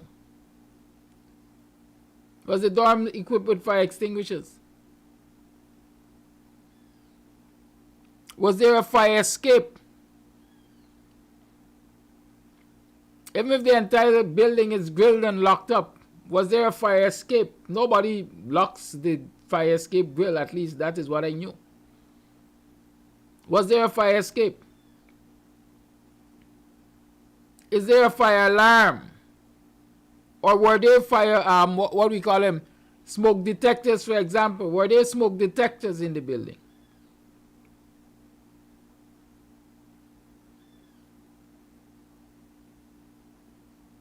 When I ask about fire alarm, I'm talking about a fire bell or whatever you call it, that something that will be sounded to say evacuate the building because there is imminent danger. Or is it people have to run from door to door to door to door to door to door to door to door to tell people fire, fire, fire, and by the time you get to the last door, the entire building is engulfed and nobody can come out? Those are questions that need to be answered. Even if answering them will just give you information for future design. But I cannot imagine in this day and age those basic things are not in place in a dorm, a school dorm, housing scores of children. But I'm telling you, I doubt they were in place. You know why? Because it's in Madhya. It's in Madhya. And the way our political representatives and citizens in general, quite frankly, treat people who live in the interior is as if they are so backward and their lives are valueless and they do not deserve the best, that we just give them a little to say that we're giving them. I see Juke. Is it Juke saying that it is too early to politicize? You know, sometimes some of y'all really aggravate me and sometimes I feel like cussing.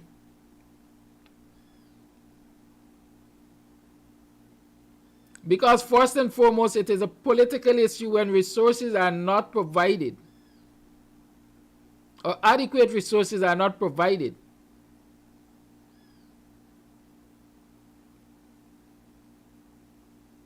to ensure efficiency and safety in these situations.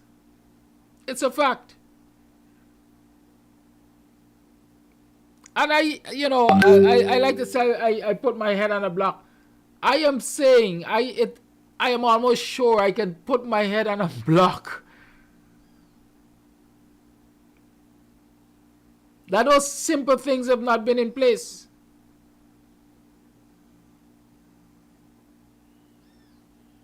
Can you imagine? And I'm saying that, listen, I am saying that I doubt whether there were fire extinguishers, for example, and smoke detectors, for example, because of how the authorities treat interior dwellers. And not even only interior dwellers, but citizens across this country. Quite frankly, if you go and you check all the schools around, even the city, we usually have a lot of teachers on this program in the mornings. Can any of you indicate to me if your school has fire extinguishers? Can any of you indicate to me if your schools have smoke detectors, fire escapes? How often do these schools practice what we call the fire drill? What are the standard operating procedures for emergency evacuation? Y'all share that with me. Even the education officials, any of you on this live, talk to me. I want to know those things. Because here, in a backward y'all want to cause the PNC and so on and the Burnham government, I grew up in school with fire extinguishers, with fire drills, fire buckets.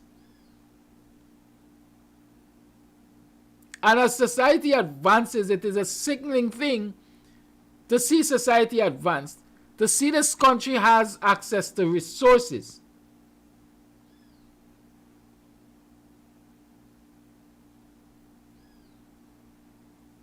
Right? But those resources are not used for some of the most basic things to ensure people's safety.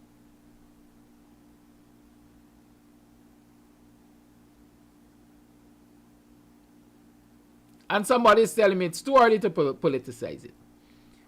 But am I politicizing it? The issue is this. Politicians are in control of the nation's purse. Politicians control the nation's money. And since politicians control the nation's money and resources, and politicians make policies and so on, then every single thing, quite frankly, that affects the citizens of this country is political.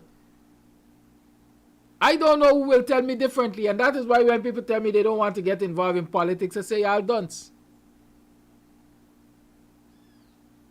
Because every single aspect of your life is affected by politics. It is politicians who decide if you wake up this morning and get cheese to eat, or even if you have breakfast. It is politicians. Because it is they who manage the economy. And so when citizens can get access to resources,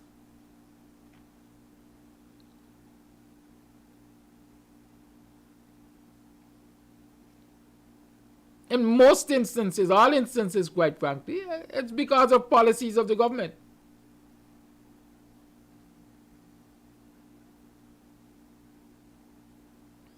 And so it's political. So you could choose whether or not it's being politicized. But I know it is political.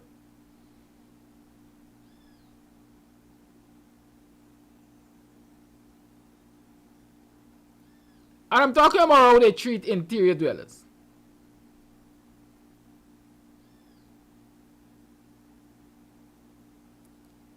Imagine there was a major fire in that same locality, region, some years ago, that wiped out major businesses.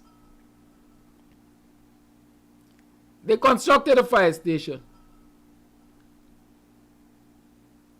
and equipped it with one singular fire tender. Because why? The fire that can affect Georgetown is not the same fire that can affect Madja.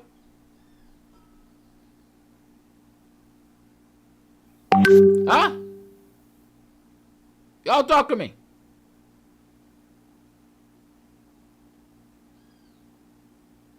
Body has a tongue, right? Am I right or wrong? And so in which part of the world you got a tongue that is manned by one fire tender only?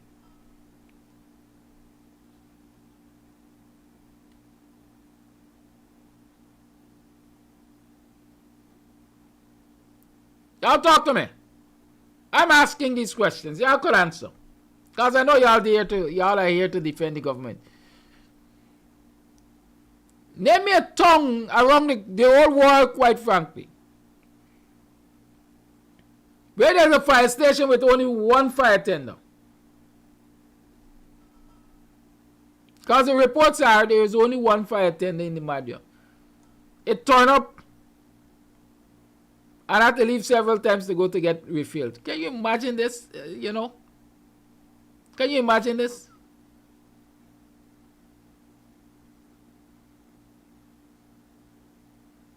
We must have a thorough investigation into that situation there, man.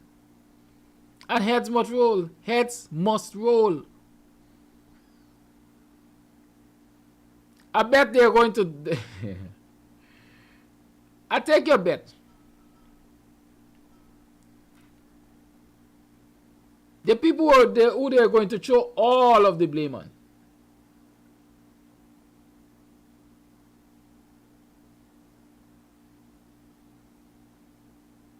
All of the blame will be thrown on the caretakers. The dorm mother and dorm father, if that's what they call them. All of the blame, that is where the blame will go. Because why? They are the lower rungs of the ladder. And they're expendable. But politicians are not expendable. Not in this country. Politicians don't ever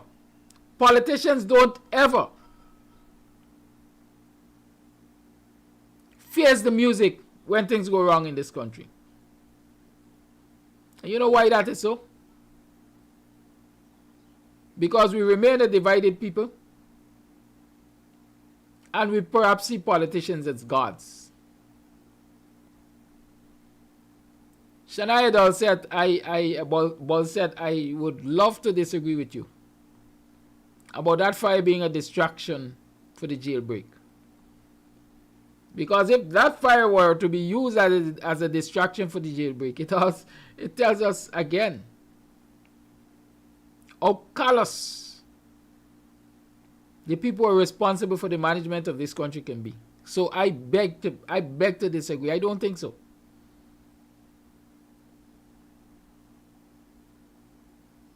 I pray it is not so. Yeah, we know that the PPP is on the ropes. They're looking bad left, right, and center. They're on the front page every day for everything that's negative to this country. But the last thing I would think is that they would put the lives of our children at risk to draw attention away from them. Good? So I pray to God, the Creator, the Almighty, the ancestors. That's not the case. But there are those questions out there which must be answered. And Guyanese must insist that those questions be answered. These are not things that we should just allow to go quietly by.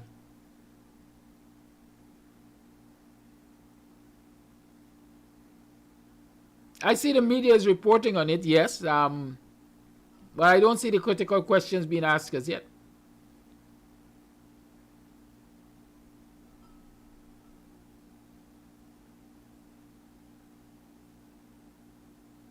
Okay? We would like to know. And somebody must be made to face the music. Then we come to, it's early days, but let me raise it. Compensation. How are families going to be compensated for this loss? Social support, mental health support. aftercare support those children who've been injured? What systems are we going to put in place to ensure that they get good aftercare? I remember, I got a long memory. I am grateful for that. I remember when the servicemen of the Guyana Defense Force were badly injured. There were 2 such incidents as far as I remember, as a matter of fact. The most recent was when the explosion took place when they were preparing for, I think they call it pyrotechnic display. Fireworks around, for all you know, it might be around this time. It was either for Independence or Republic when several servicemen were injured. But there are several servicemen from the Guyana Defense Force who have been injured in explosions in the course of their duty. In the course of their duty.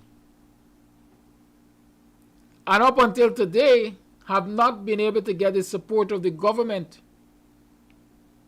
for proper aftercare. A lot of them needed to go overseas for grafting and all of that and thing, and up until now, they have not received that kind of support.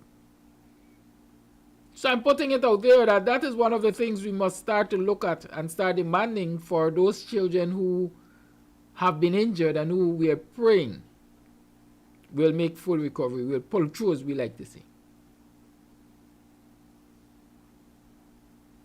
So let us start putting our demands out there.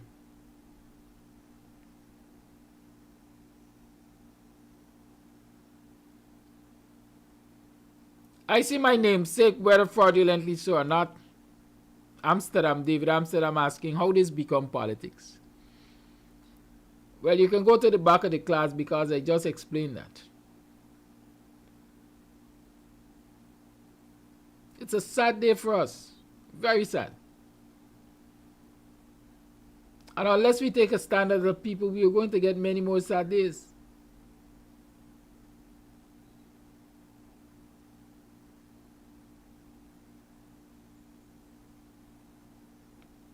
Last week I spoke about high-rise buildings being constructed without parking lots at the lower level, the lowest level.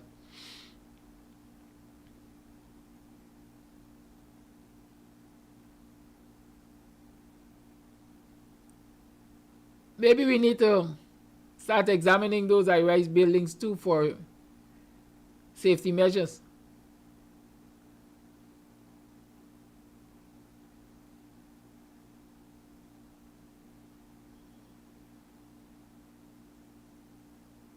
A lot is not regular in this country when it comes to safety and preventative measures. A lot. A whole lot. Causes run-ins.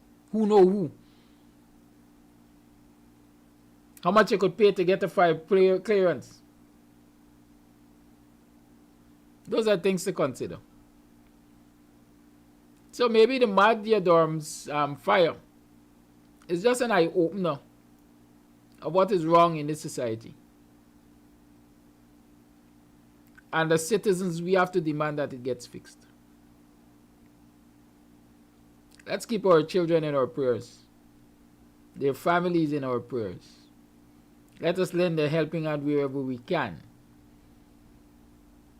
But at the same time, hold the government and authorities accountable. I demand nothing less. I want to tell you all a jokey story. Jokey, but it's serious.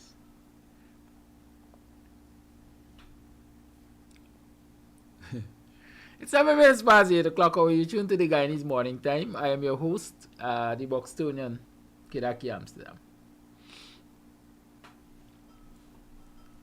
On Friday, the police turned up at my place to arrest me with a warrant.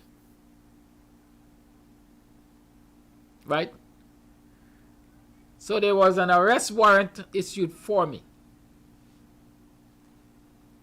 On Friday, police turned up to arrest me.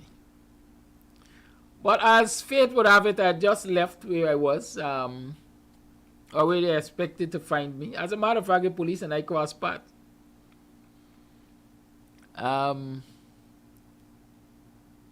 They didn't realize, or they didn't see me. Most likely they didn't see me.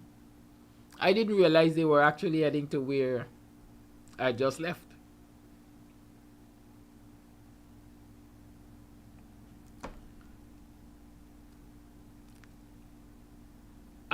Someone called me and said, listen, the police was just at your place of business.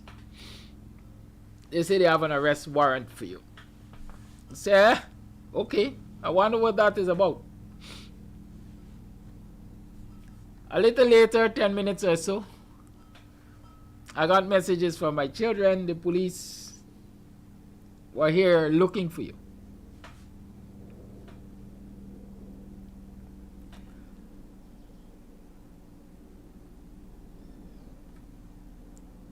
I later learned that the police had a warrant. You know that, and a couple of days ago, somebody asked me what was the situation with the matter involving the use of the noisy instrument on the protest without police permission, which I was before the court for. So I later learned that the warrant that was issued was as a result of the conclusion of that matter. The magistrate Annette Singh, that's her name, that's the name of the magistrate. And I'm not afraid to call her name and say what I'm about to say because I know it's not contradictory in my mind. The last time I went to court, Councillor Wade and I, we went to court. The magistrate hinted that the evidence that was presented by the police was believable and acceptable, and she was likely to find me guilty. And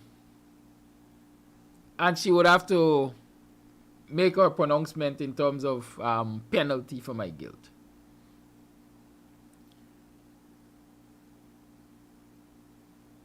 Darren Wade challenged her, if that's the correct use of the word, challenged her on the evidence that she was finding me guilty. This is evidence that was strictly, in my mind, hearsay, because the photographic evidence which they said they had, they couldn't identify me in the photograph. The video evidence which they said they had is something they pulled from somebody's TikTok page on Facebook, and therefore it was not admissible because it did not originate from them. The arresting rank could not identify definitively that the loudailer that they had in the court as exhibit is the loudailer that I had because they had put no distinguishing mark on it. Right? I know Selwyn Peters usually is on the program listening. If he's here this morning, at least he's hearing me say these things. And if there are any other legal-minded people and, who know the law and so on, they can tell me if I'm mad or I'm crazy. Right? So, those were the things they were relying on to bring me in guilty for this charge. And so the video was not acceptable or admissible because of the fact that they weren't it did not originate from them. It came from some third party, some TikTok account that could not have been verified, and the owner of the account was not called to court and all of that. So that was not admissible. The photograph, I was not identifiable in the photograph.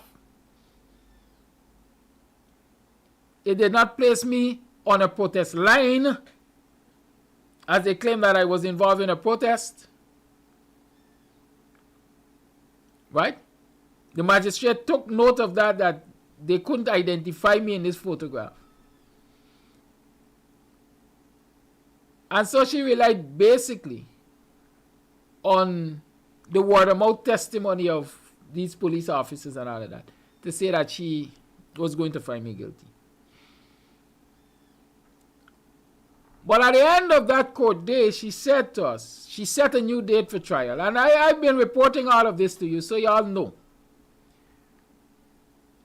She gave us a day for penalty or whatever you want, judgment. Let me call it that. And when we went, our instruction was, in fact, I went, the counsel did not turn up. When I contacted him, he said the magistrate said she was not going to rule on that day. She will give him a date. I reported that here. And so all the time I'm waiting for this date. All the time I'm waiting for this date. All the time I'm waiting for this date. Nobody communicated a date with me or to me. My assumption is, if there's a date, they will communicate it to the lawyer will communicate with me. But I am also entitled to them communicating to me, as far as I know. Anyways, so I am waiting for the date, the lawyer is waiting for the date. Nobody got word of a date, but then Friday, people turn up looking for me with an arrest warrant. When I got to the bottom of it, the magistrate found me guilty and fined me $26,300. $26,300 was the fine. Of course, I made arrangements quickly to get that fine paid and so on. But I contacted the lawyer. The lawyer said he was never ever given a date. He never got a date. And so as we had agreed since before the pronouncement that we were going to appeal, once she finds me guilty, we were going to appeal. The lawyer advised me, he said, pay the fine and we will appeal. So I'm looking forward to an appeal. But I'm showing you this to show you how this system doesn't work in this country. I feel that I've been railroaded and I am damn mad. I'm really, really mad.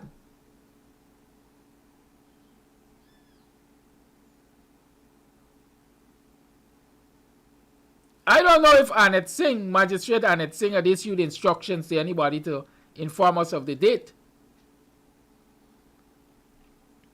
And that person failed, or the system failed. But I am saying that we were never informed of a date. And as it turned out, a ruling was made, I was fined, and people turned up at my house looking for me with an arrest warrant. On a Friday. On a Friday. Well, let me tell you where the political and vindictive and nastiness comes with regard to this warrant issued for me on a Friday. The intention was to lock me up over the weekend. Once they arrested me on Friday for not paying that fine, I would have been held there Friday, Saturday, Sunday, Monday. Maybe today I would have been going before the court for whatever reason. But the intention was to lock me up over the weekend. And it's no idle guess. It is no idle guess. Because, let me explain to you. A fine can be paid at any magistrate court, as far as I know. If you get a ticket, a traffic ticket, you can go pay it at any magistrate court. And nevertheless, I sent to have the fine paid at vigilance. The person who went to pay the fine reported to me that the vigilance magistrate's court is broken down, the old one. Remember I showed you when Takuma Ogonse went to court, there was a massive court structure going up behind the old one. So apparently it's completed. The old one has been broken down. So I guess citizens gotta wait now for an official opening before the court starts to function there. That's how we operate. So he couldn't pay it there. He was told to go to Cove and John. But then he was advised to speak to the sergeant, I think.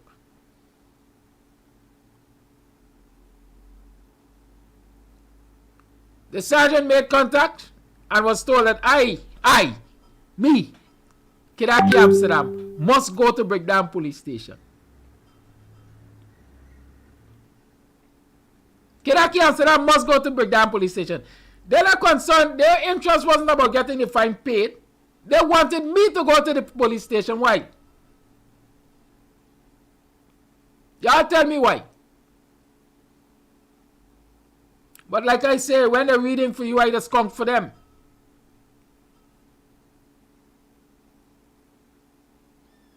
And so the youngster was told, boy, the what? I got to break down to pay the fine. Go to the Georgia Magistrates Court and pay the fine. Because it's a court fine.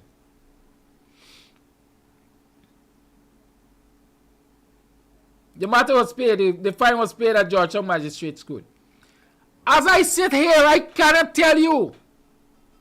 I cannot tell you the date when this trial was concluded. And this fine, what I say?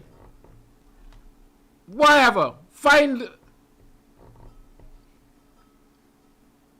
I don't know the date when the magistrate concluded this trial and fined me. I don't know that. Because of course I've not seen the warrant that they came with.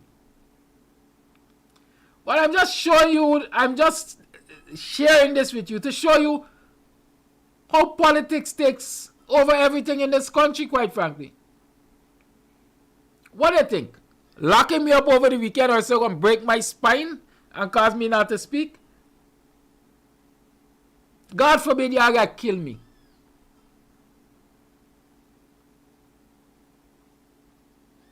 And if the people allow that, then that's on the people. That's on the people. If you're going to sit back and allow people to do harm to your leaders and those who stand up for you, and let it just pass, that's on you.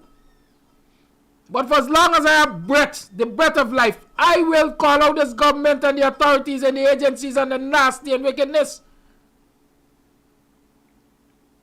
Lock up. That don't bother me. I must don't even think about that. I do what I have to do, and I try to keep within the confines of the law. But when the law doesn't work the way it is expected to, we have to call it out for what it is.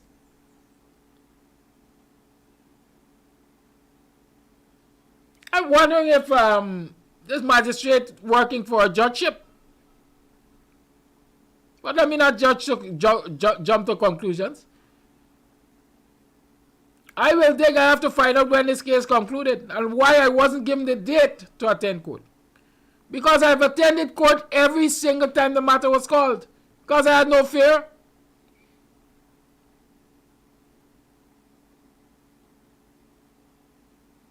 What? Under the cover of darkness or something they slipped this one in? People be aware. Be aware. That's their intention. Especially when you see it comes to the WPA. The 5-man gang, as they say, or the 5-man party, as they say. I am telling you beyond a shadow of a doubt because I have the information. We have the information. That the PPP is becoming desperate by the day to shut us up. And in their desperation, they're getting wickeder by the day in trying to entrap us. It's not going to happen. It will not happen. And I'm saying again, if it happens and citizens allow it to happen, that's on you.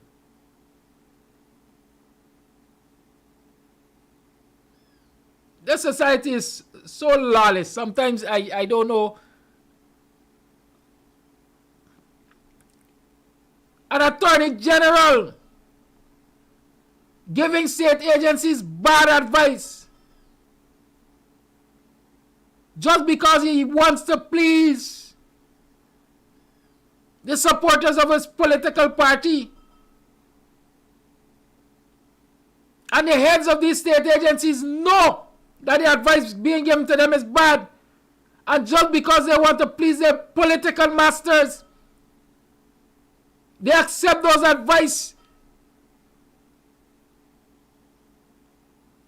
and execute an injustice on citizens of this country. The Co-op, North Islington Co-op and more, the rightful owners to a plot of land, that Anil and Moniz and the rest from Central Housing stood right there and admit on camera that this is the Co-op property. The people are now stopped from developing their own lands, putting in infrastructure for their members. Because why? Because PPP supporters are complaining that they didn't get any of the land.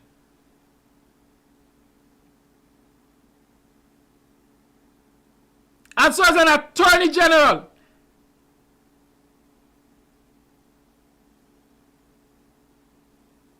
you're prepared to give bad advice to please your party supporters? As against saying, well, the law is the law. That is what we're living in this country.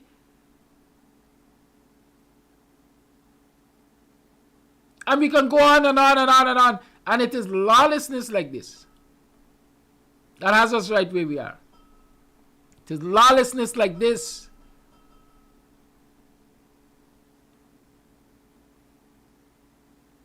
that will allow all of the things we see happening recently. Civilians beating up police. It's because we got police contacts and we got contacts with the politicians and we're going to be protected.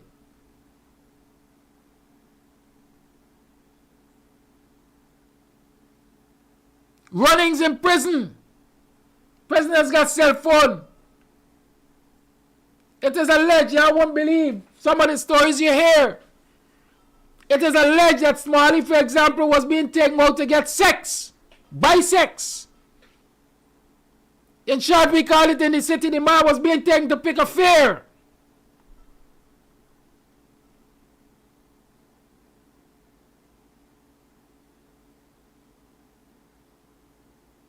Which law-abiding society these things happen, man? There's a video making the rounds right now of an auxiliary staff, I think, of the New Amsterdam prison, having sex with a man who is in jail, I think sentenced to death or doing a 55-year sentence or something. How do these things happen? If your society is not a lawless place, the people who are supposed to maintain law and order are part of the lawlessness. And somebody asking, how is it political? I've been hinting at the story for weeks, and I've not been bringing the full essence of the story to you. Because quite frankly, out of respect for the person who broke, well, they didn't break the story, they got the evidence to break the story, but I don't know why they're not breaking the story. I don't know if they have been reached out to politically or otherwise. It's my friend, so I ain't gonna call his name and try to, impugn his character. I know he's a good chap.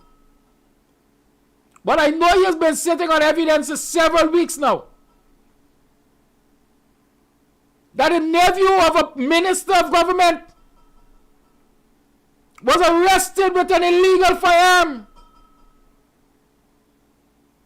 and did not spend 1 hour in the lockups. As a matter of fact, they offered the police a bribe of $3 million. And when the police was making battles to collect the bribe, he was reminded who runs this country, who is in government, and the relationship between this individual and the minister of government. I've given you enough hint. At some point in time, I hope the story is broken with all of the details and the supporting evidence, because I've seen it all. Lawlessness in the society facilitated from top to bottom of this government. And they try to railroad those of us who dare to speak about it. Well, I can speak. Y'all come. Y'all keep coming. I see them coming after my soul. But God is in control. I ain't got no fear, y'all. I will continue to talk about the lawlessness. You masquerade with that piece of land that and more is because in the first instance they were trying to get it for Buddy's development because he has a housing scheme next door. And they say when facts can't get a grape, he said sour. They're doing every single thing humanly possible to frustrate the office holders of the co-op society.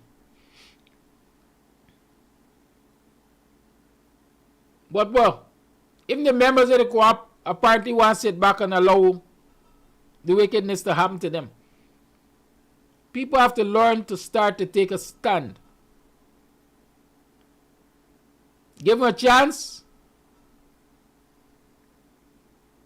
Members of that co-op who have already been allocated lands on that plot of land should just go and occupy it. And let the government do what they think they're going to do if they're big and bad, because basically they will be putting people off of their own property. And I am saying occupy the land. I don't know if I ever said it on the program, but I'm saying occupy the land. Because when you occupy the land and they come and bulldoze you and they come and bully you off the land, it becomes not only a land occupation issue, but it becomes humanitarian and all of that. The government putting stop order on a piece of land is just government putting stop order on a piece of land. But government removing people from lands that have gone through the procedure to acquire, through the co-op, who the rightful owners are, becomes a bigger issue. And that is why I believe that, you know, members of the co-op should really occupy the land. But who am I? I'm from Buxton. Kidaki Amsterdam, the Buxtonian. I am saying to you that I am prepared to defend what is rightfully mine. And I'm encouraging you to do the same thing. The lines are open. 6225933 is the number to call.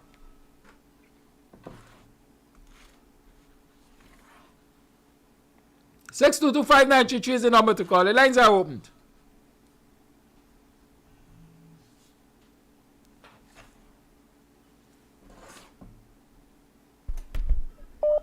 Call A Live, good morning.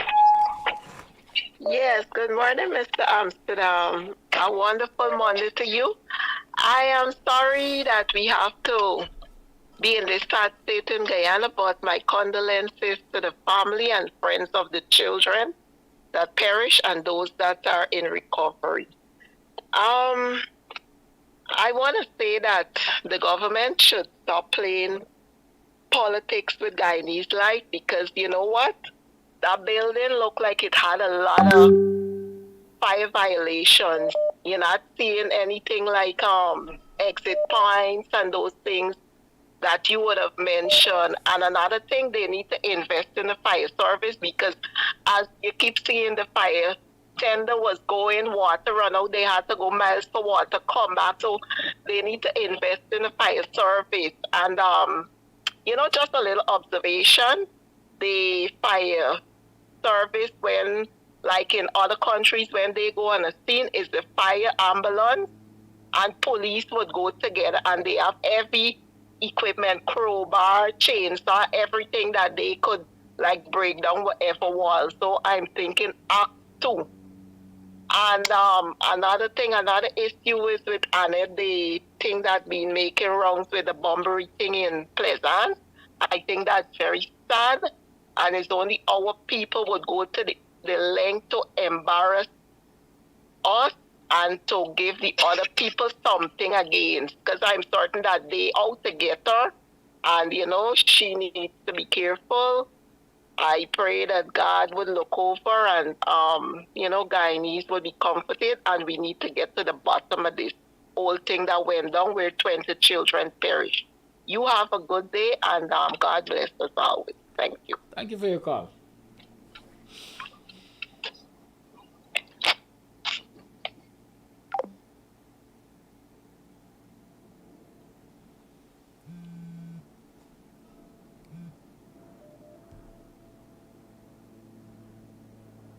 Call A Live, good morning.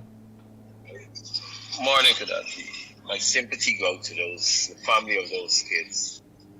I talked about building codes on this program before, right? And, let's talk about it again.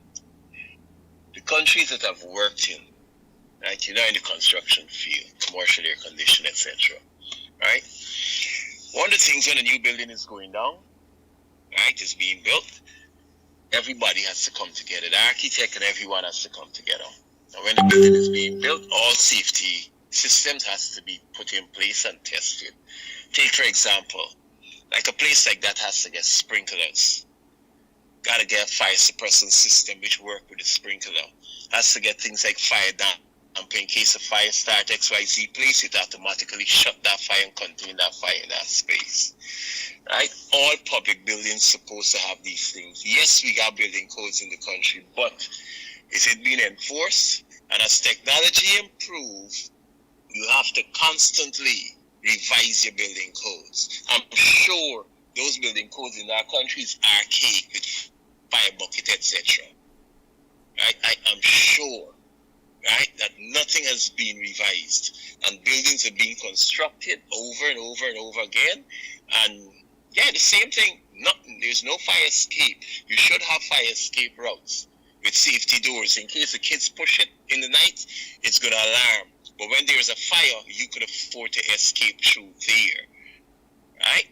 You talked about building high-rise building and no parking. That's another thing. You calculate how many people are going to occupy the building, how many cars they're going to use, and then you build a parking garage to suit such if there's no parking outside on the street or a parking lot being built for it. But we people just build, block up drains, build, and that's what they're going to continue to do. But hospitals, any public building got to get these fire safety things put in place, or life safety equipment put in place is what we call it. But it's Guyana we're talking about, the delight of the world. Have a good day. Thank you, caller. The lines remain open. 6225933 is the number to call.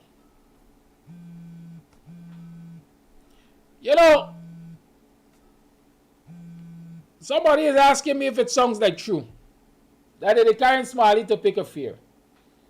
All things are possible in this nation. I'm going to talk to you about it just now.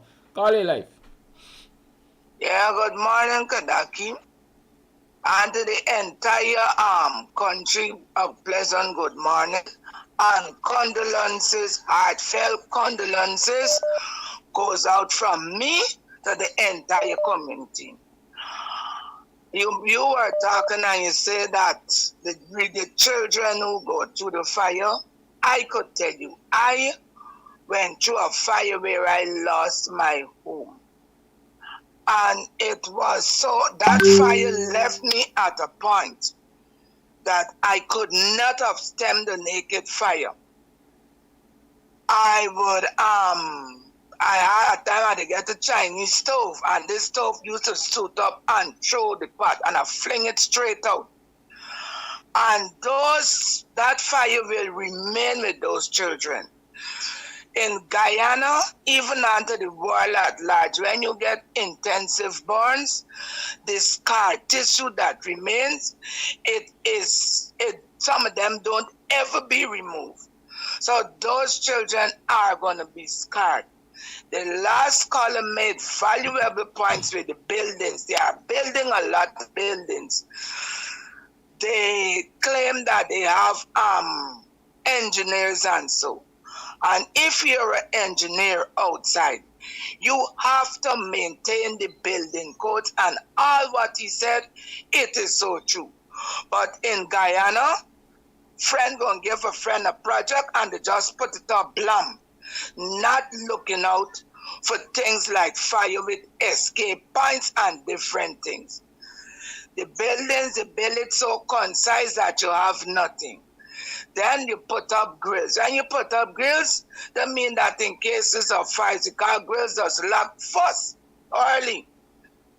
And that is what happens when a place is totally grilled.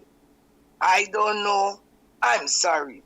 Now coming down to this escaping, you're trying to say that they wouldn't say it, but next, before long, you're going to hear a statement going to come out that they're going to know is the escapee will set fire to that place. They are going to blame it on the escapee. Now coming back to your thing with the court, I know you used to be going to court because as many times as possible, I used to attend the court with you. And I'm quite certain if a date for the ruling would have been given to you, as you usually did, you would have announced, well, look, today I'm going to court for the hearing in this case. And if they prove the evidence show that they cannot prove that it is you, you should not have been brought in guilty. But that is the way the installed regime is using the judicial system to put pressures on people who they think are leaders against them, and people who are bringing to the front, to the world, the atrocities that are going on and have passed in Guyana. Hence, they will look for people with leader qualities and try to destroy them in whatever way possible. And the only way that they think that they could get to destroy us is to bring up charges, place us in front of the court, come to arrest us on Fridays, lock us up for the entire weekend, and the thing goes on. So if the magistrate had given you a date to return to court for your judgment, Kadaki, I know you would have gone there to receive your judgment. So right about now, this is another way how we're skinning them up.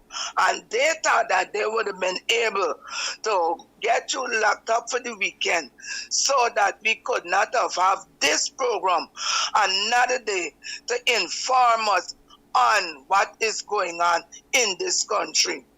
And coming back to the school, we used to have fire drills. We had fire extinguishers. The thing we used to say about smoke detector, they ain't got in this country. They ain't come here yet. They ain't meet here yet. And even if the school had a smoke detector, were the children taught on how a smoke detector works? But all I think I know something. I don't know how a smoke detector works. So all these things you have to put into the balance and weigh it to see what type of weight will come out. But we are a soaring nation again, and whenever the installed regime is in the controls of this country, that is what we always waking up to the glorious headlines, whether it be the newspapers, now it is on social media, of all the sad and wanton loss of life in this country. And to the people with the land issue, now I remember that Sophia was a place that started up, people started to squat, who get little this, little that, little put up. Now when you get to land, once the land is you, put down, try squat. Don't matter what it is, try squat. And once you get a room and you could go in, you ain't got to pay rent. and the rent money, you're going to expand and expand. Many people in Sophia did not start out with those big buildings that they had. They didn't got road, they didn't got nothing, and those things came into being, and they are where they are. So we have got to do last. We have a big land in the Namsel that formerly was a pasture. Those time people, one family got about 40 heads of cow and this and that, and many families had that. Anyway, time went and the cow population go down, family move on, people died. Anyway, this land was there. And we learned about 3 to 4 years back, after they had given lands to Wales for the defunct sugar workers, they said to give them these lands. Anyway, Exxon come up and they decided to put something in Wales. So one of our councillors, not a PNC person, because at the time the 40-hour work week didn't come yet, the 10 days work.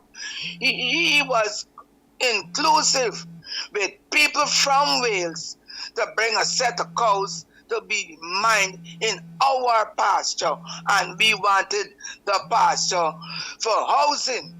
And 3 of our people came together and blazed the trail that those cows, you were here, and Dion were and Dr. Hines, and Ogunse, and we blazed the trail that cows cannot come from Wales to live in the Namsel. Wales cow got to live in Wales, and the land is there. And people have got to put the foot down, and these people, you get a land, put up something. Put up. And when they come on the thing, you got them like, oh, Moko thing is, and a million's worth with them destroying places where you live. But if you got a land and you put it down, they will come and take ownership. Anil don't care. Anil doesn't care. Anil ain't got nothing to lose, only the law books. So Anil don't care. So people, you got to stop allowing these people to take your land. So get a land, put up something. Lessen the parties, lessen the sport, put up something and moving.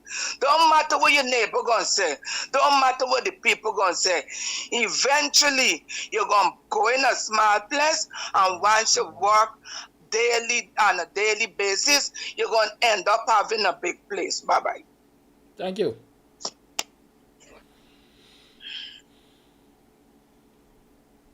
So somebody was asking if I believe that Mali was being taken for sex. Why should I doubt? Why should I doubt?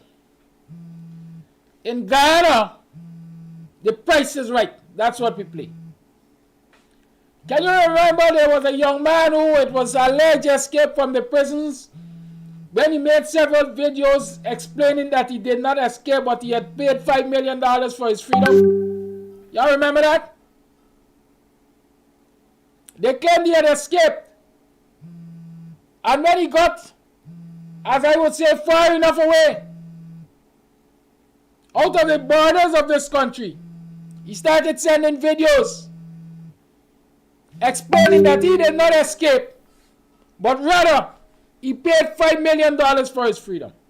Y'all remember that? Like it up on radio, boy. Do you? Yes, I'm live. Do you need me live? Okay, I'm live. All right, I'll call you back and get something to discuss with you. Very well. Do you remember? Even when that February jailbreak, it was February 2000 or 2002, whenever under the PPP, that Kams Tv jailbreak, that had Buxton and Guyana in turmoil for years. That it is alleged it was a prison officer who smuggled in the weapon. And there's so many other cases of prison officers smuggling in illicit drugs and illicit items to prisoners. So why it has to be far-fetched that these prison officers at Mazau were taking Smiley to, as somebody said, for break. This is a man who they say has been convicted for several counts of murder. And is serving perhaps 2 or 3 life sentences or death sentences, whatever it is. What is he doing in the prison compound? What is he doing out of his cell? A question is being asked. Was he shackled? If not, why not? And many people are saying, while they are telling us that he was shackled, he could not have been shackled, because if you're shackled, you can't run them kind of distance they're talking about, much less swim. So why y'all don't believe it's possible? Once the price is right in this country. Again, another case in point.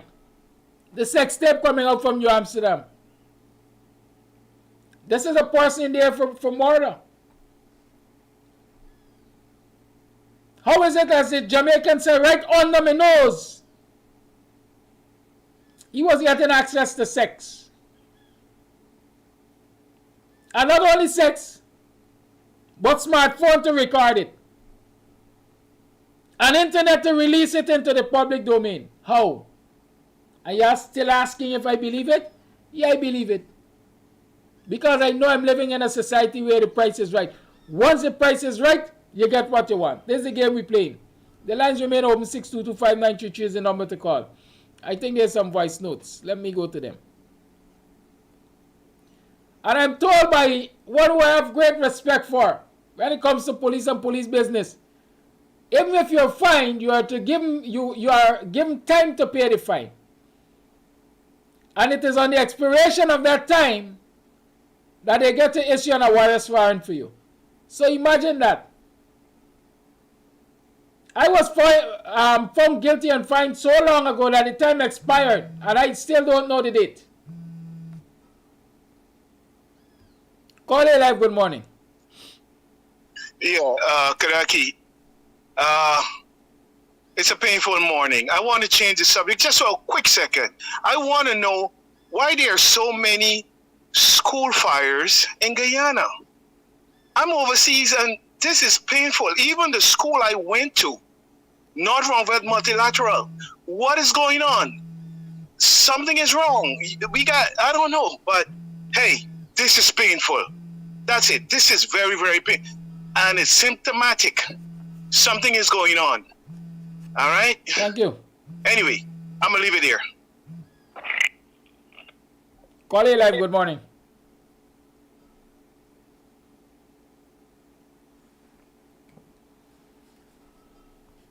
Why so many school fires?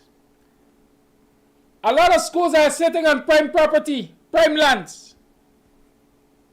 Land grabbing is the order of the day. Burn down the school and we're going to build it somewhere else. And somebody going to get the land to buy. It is alleged that there are plans afoot to sell the location where the Georgetown prisons are currently. Have you heard that? They're always talking about this prison shouldn't be in the center of the city. And so apparently they're taking actions to have it sold. Call A Live, good morning. Yes, good morning, Mr. Amsterdam, and good morning, all Guyanese, and good morning, everyone in the diaspora. Yes, Guyana has been under siege for 25 years now, and we are going into another phase of that. And there's so many things happening. Look, don't take your eyes off of oil companies. Oil companies play the most treacherous games. The most treacherous. To make governments look like child's play. So what you saw happening in Iraq and Libya, that's because oil companies are facilitating these things to happen. The most treacherous, unthinkable things. So now you're going to tell Exxon that they're going to lose $300 and something million per month. Exxon is a killer company. So while you think America is bad, Exxon is worse. So when we see Exxon start to squeeze and hide her hands, don't be surprised, huh? I just say these things because we need to start looking at things from other angles. Yes, the PPP involved. but people are using the PPP to hide their dirty hands. So what we saw with the Henry boys is the same thing we seen up there in Madia with this school in Jamaica in the 70s. You know, they burnt down an old folks' home with 100 and something blind women, burnt them to death. Old blind women, burnt to death. Come to find out it's the CIA because they came and said so. So when we looking at what's going on, this brother escaped. Was he escaped? Like I said before, I never saw the videos. But I know, from what I know, that you just can't come out a Mazau like that. Right? So we saw he was walking around with no shackles. That says to me, if you're on death row, you don't move around without shackles. That's procedure number one. So how you moving around without shackles on death row? That means somebody within the prison had to orchestrate that. So there's a lot of things to think about. But this escape has a lot of implications, as though it's not an escape, but it was an organized kidnap. For what purposes? Who would need Smiley? You tell me what Smiley could possibly do that I would need Smiley outside of prison? Tell me. Smiley got the directions of someplace. He knows where something is hidden. I mean, what was the purpose of Smiley coming out of prison? Who would want Smiley out of prison in the first place? Does Smiley have something to testify about? Does Smiley have something to show people where something is? What's the purpose? Smiley got that kind of money that he could orchestrate his release? Smiley got that kind of money that he could orchestrate his release? So there's a lot of thinking needs to go into these things. And while we're thinking about Smiley, and while we're thinking about the school burning down, don't lose sight that we just told ExxonMobil that they may have to pay $1 billion+. And they don't intend to play fair, so they want to pressure somebody. So the pressure game is on in Guyana. So all of this fits right into something. So when we're thinking about things, we need to put all of this into one calculation, one nexus, and think about what we're thinking about. While we're also thinking about the PPP. So don't separate these parts. Keep these parts on the table when we're thinking. I mean, there's so much stuff to talk about, but we got to stay focused. This is a distraction. What about the other issues that we were focusing on last week? So they're probably gone out the window now. You see? So we got to stay focused. We got to write these things down on a paper, draw them on a blackboard, and look at them. Stand back and look at them. Or we're going to lose track. We got Petition 88. We got local government elections. We got a bloated list. We got dead people signing. All these things we got on the agenda. Now we got the school burnt down, children have suffered, and people are throwing more things into the calculus. So we got to, those of us who are planning, we got to write this stuff on a blackboard, stand back and look at the flow chart. Lest we lose sight of what we're looking at. Once again, thank you for listening. Thank you for calling.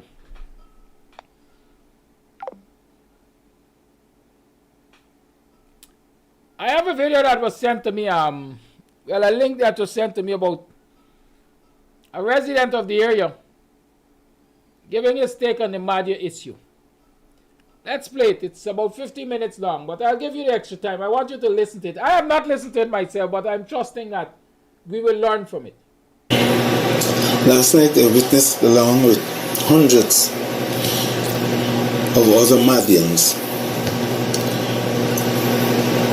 first-hand horror.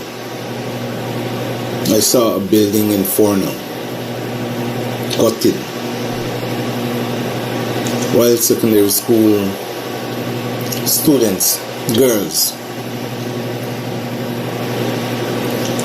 were grilled inside.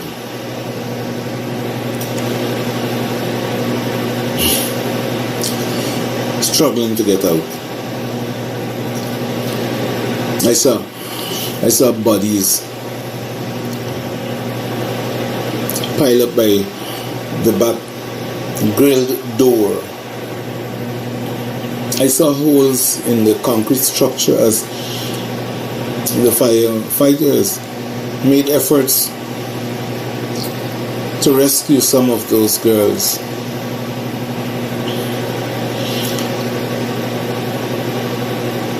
I was petrified. I couldn't even go back home. I couldn't sleep.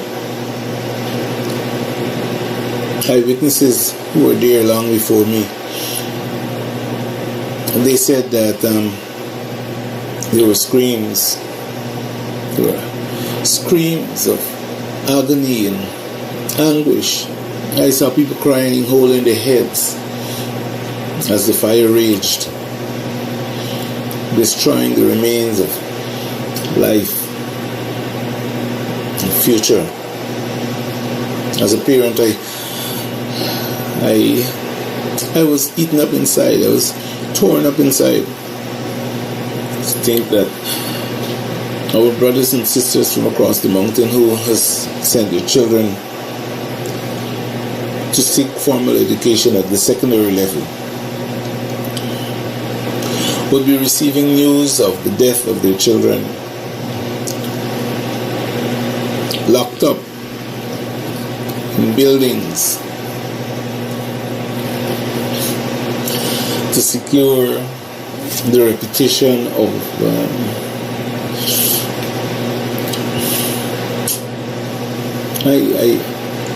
I'm at a loss. I'm peeved. I'm angry.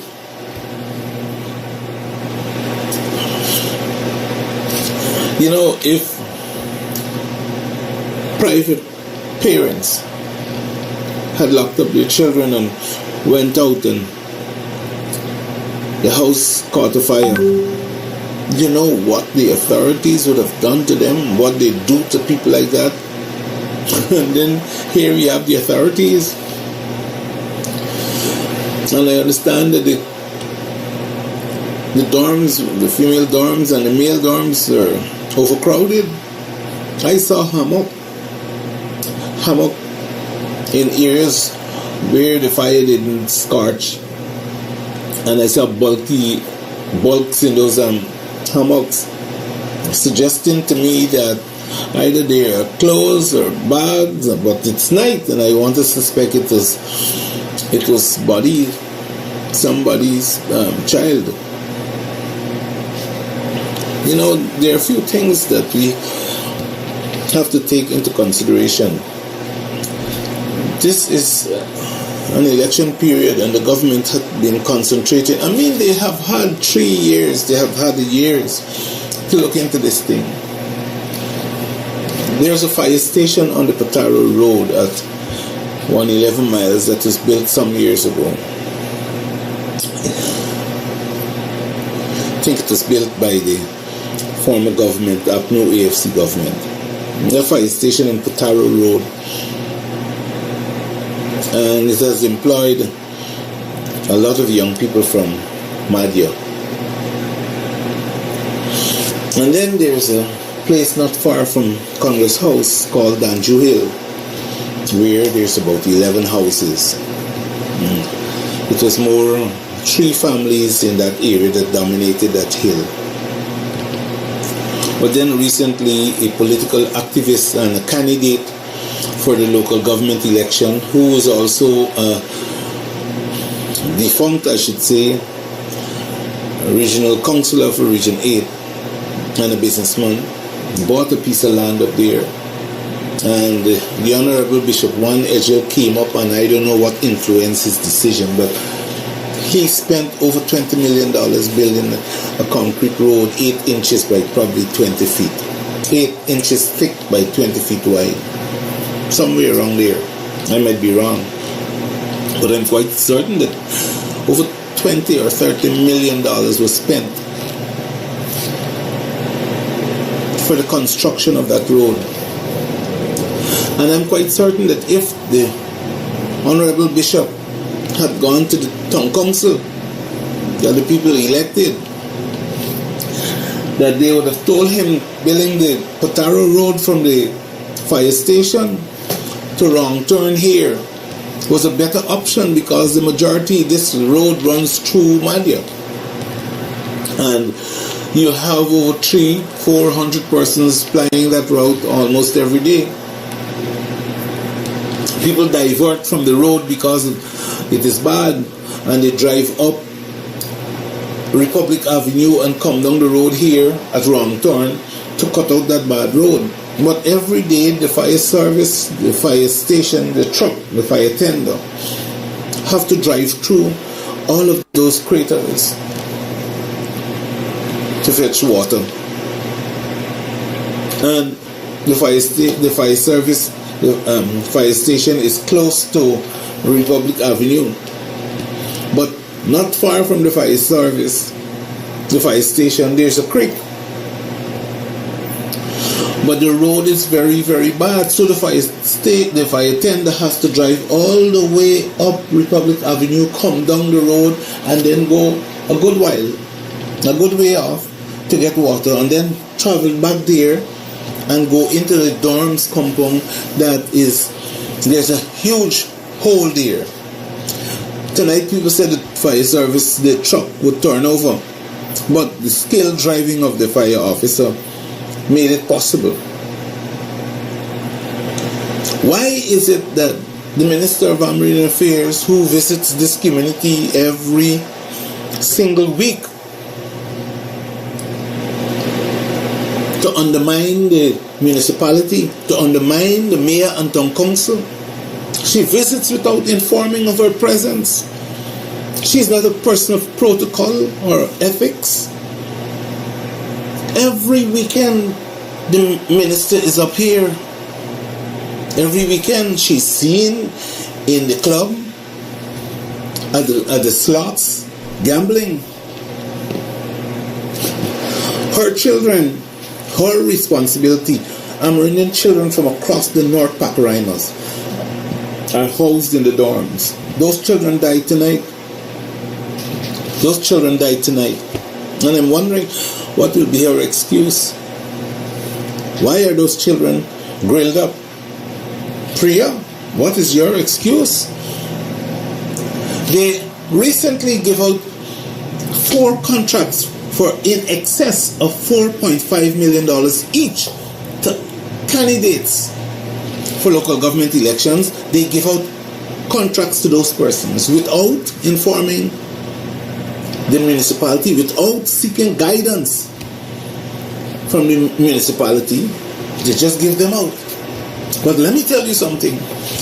By the dorms, there's a 2-inch pipe that the fire service could not put a hydrant on because it's 2 inches when it's supposed to be 4 or 6 inches. And I'll tell you what, I got a whisper that last year that was brought to the attention of the authorities, that the pipes were too small, and in case there's a fire at the dorms, the pipe would have been inadequate to supply water to fight the fire. But was that important to the minister? Was that important? No, it wasn't. Because why? Her concentration was undermining the authority of the people, the people's representative, which is the mayor and town council. And she keep walking around the place with this young man, telling people that this is going to be the new mayor. She keeps visiting without telling the local authority that she's coming, or that her presence is there. She insults the people of Madhya. All of the ministers do that. They give them bad advice. At one stage, a minister came here because the police were doing their work, closing down these pubs by 2 o'clock. The minister came and said the police don't have the authority. The police had to educate the persons based on the law to show that the minister was giving them wrong advice, was misinforming them, or was disinforming them. Now, you might ask me what all of this has to do with the fire. It have everything to do with the fire. All. Because when a township is established, the status This place was a landing. It was the hub, a commercial hub for all the back dams. And it was so for many, many years. This place was discovered in 1884 or somewhere around there. But in 2018, they gained the status of a town, much to the dislike of the PPP. The dorms were there for quite some time. We have wells being drilled all over the place. The present government is also getting involved because those wells were drilled before.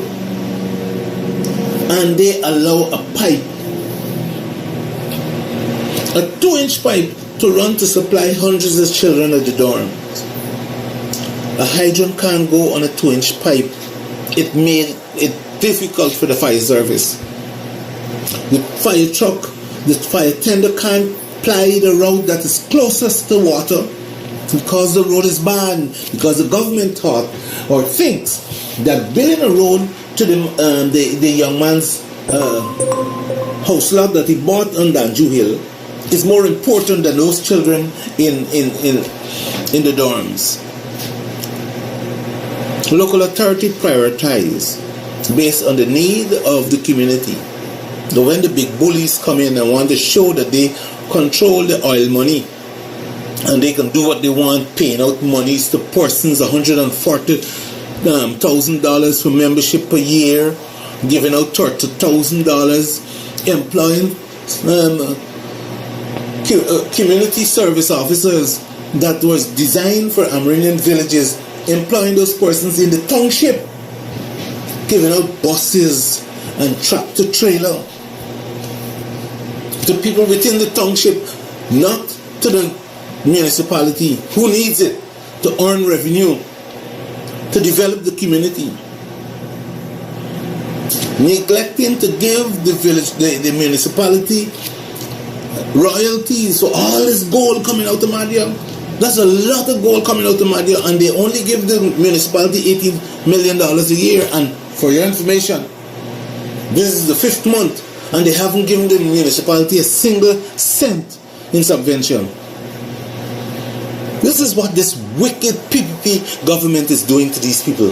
It's doing to us here in Madhya. And then they're coming asking people to vote for them. How imbecilic. That's so stupid. Because they think that the people in Madhya are nothing. Judge this for yourself. Today, we suffer great disaster and loss because the government is cockeyed and one-sided, meaning no offense to persons, but because the government is not listening to the people and deciding what they want to do, spending money all over Madhya and not in the right areas. Hey, that's killing our children. That's killing our children through negligence. My heart bleeds for the parents. I'm a father, I'm a parent, and I can understand what the parents are going to go through when they hear of this sad affair. Some of them are sleeping soundly, thinking that everything is right with their children. They've placed their children in the hands of the government, the PPP government, and they think that everything is going to be okay. This is what the PPP is doing to the people. I can't go home and sleep. I'm very peeved. I'm very, very peeved. I'm very bitter. I'm very angry. But until the next time, I'll keep you posted. Thank you very much.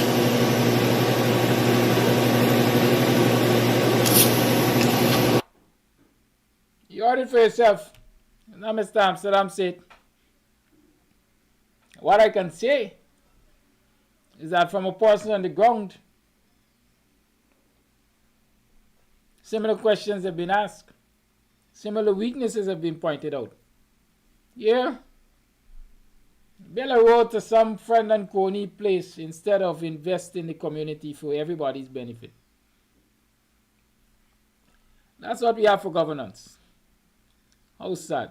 Let me play some voice notes. It's time for me to go actually. It's 13 after 9, but with all fairness to those people who took time to send voice notes, let's have them.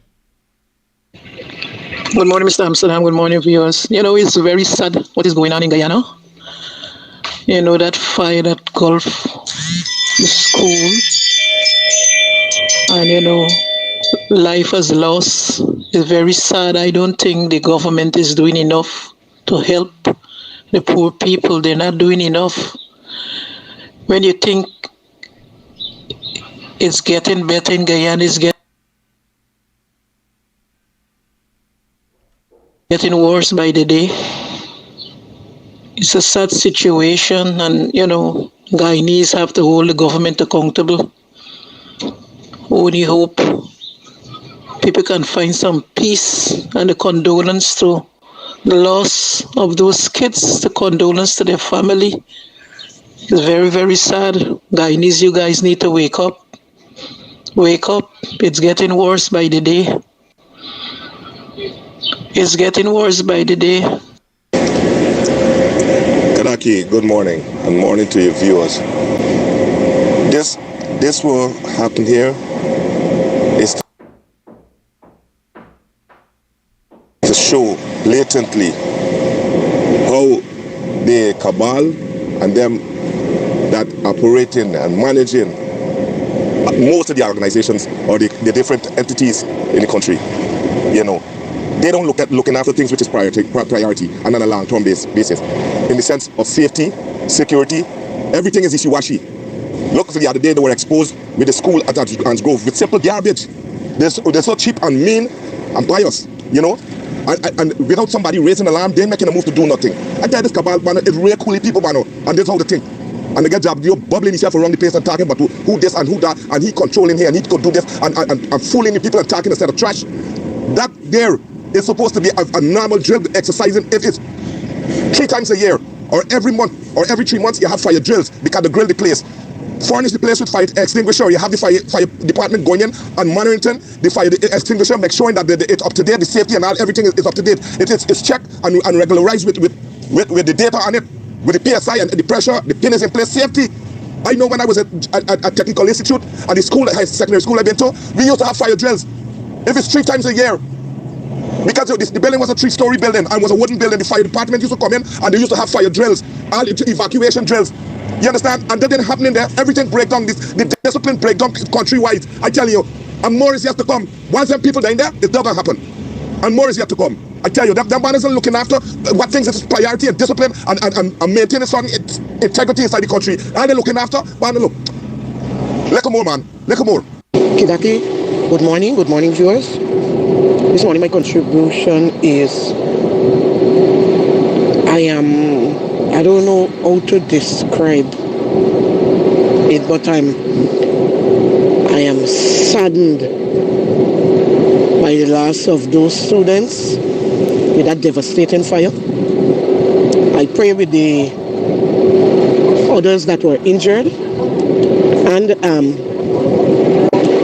my heartfelt sympathy goes out to the respective mothers. But my personal contribution this morning, at least you can hear it in my voice. Roxanne and Priya Maniksham should do the utmost thing. Let them resign. Let them resign. Let them resign.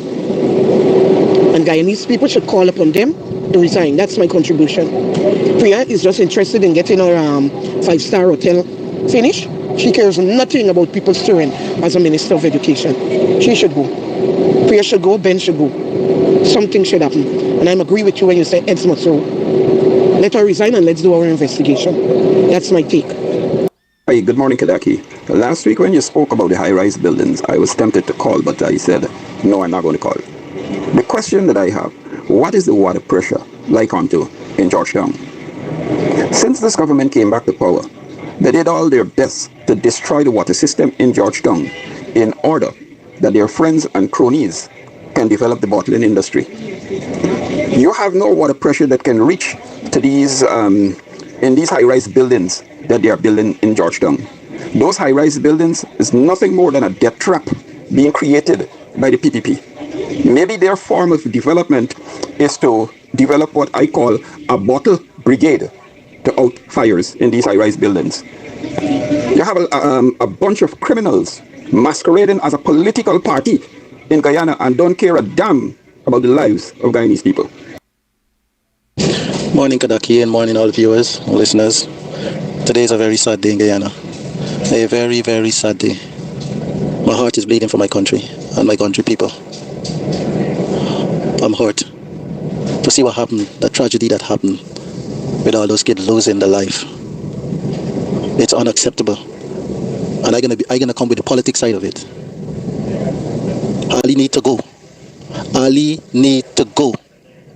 Ali need to resign if you have any decency about him. The Child Protection Agency, the person that's running the Child Protection Agency, need to go. Need to be in prison for incompetence. The Ministry of Education also need to be in prison. The minister responsible for public works supposed to be in prison. All of them. You got a fire engine this day and age. Got to be coming. One fire engine got to go and refuel water and come back to a fire. You tell me they got that fire engine and not a water pump on it with an extra hose to throw in a trench or something? It's a shame. It's a downright shame. This cabal need to go. Guyanese need to stand up and get these people out of there with immediate effect. This is murder. The government murdered those 20 persons that died there. The government murdered these people. The buck stopped with them. The buck stopped with the regime. Come on, Guyanese. Stand up for your fellow or your fallen citizens that perish in that fire. Time for you people to get those people out of there. They are a threat to your national security. They are a threat to the citizens of Guyana. Get them out. They must be removed by all necessary means come 2025. Enough is enough. Good morning. That's why, right?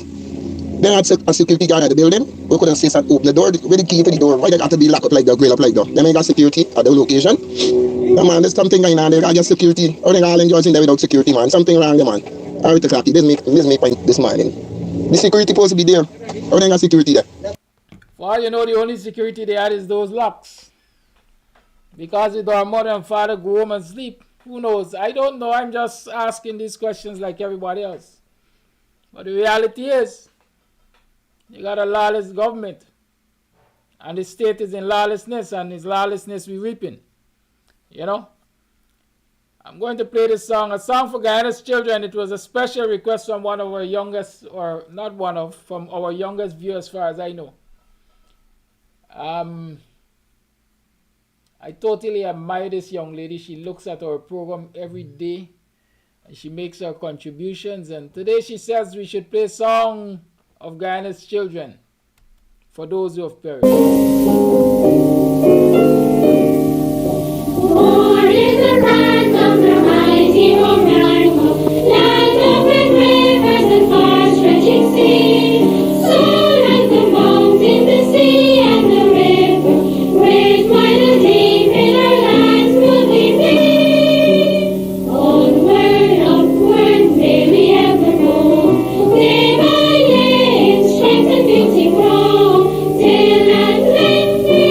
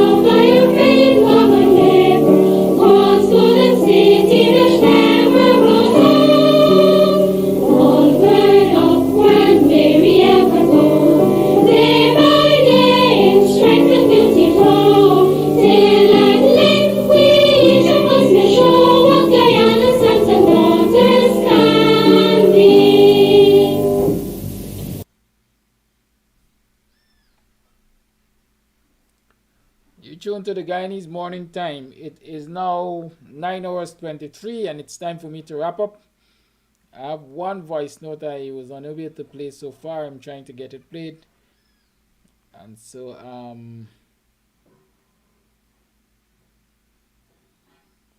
bear with me.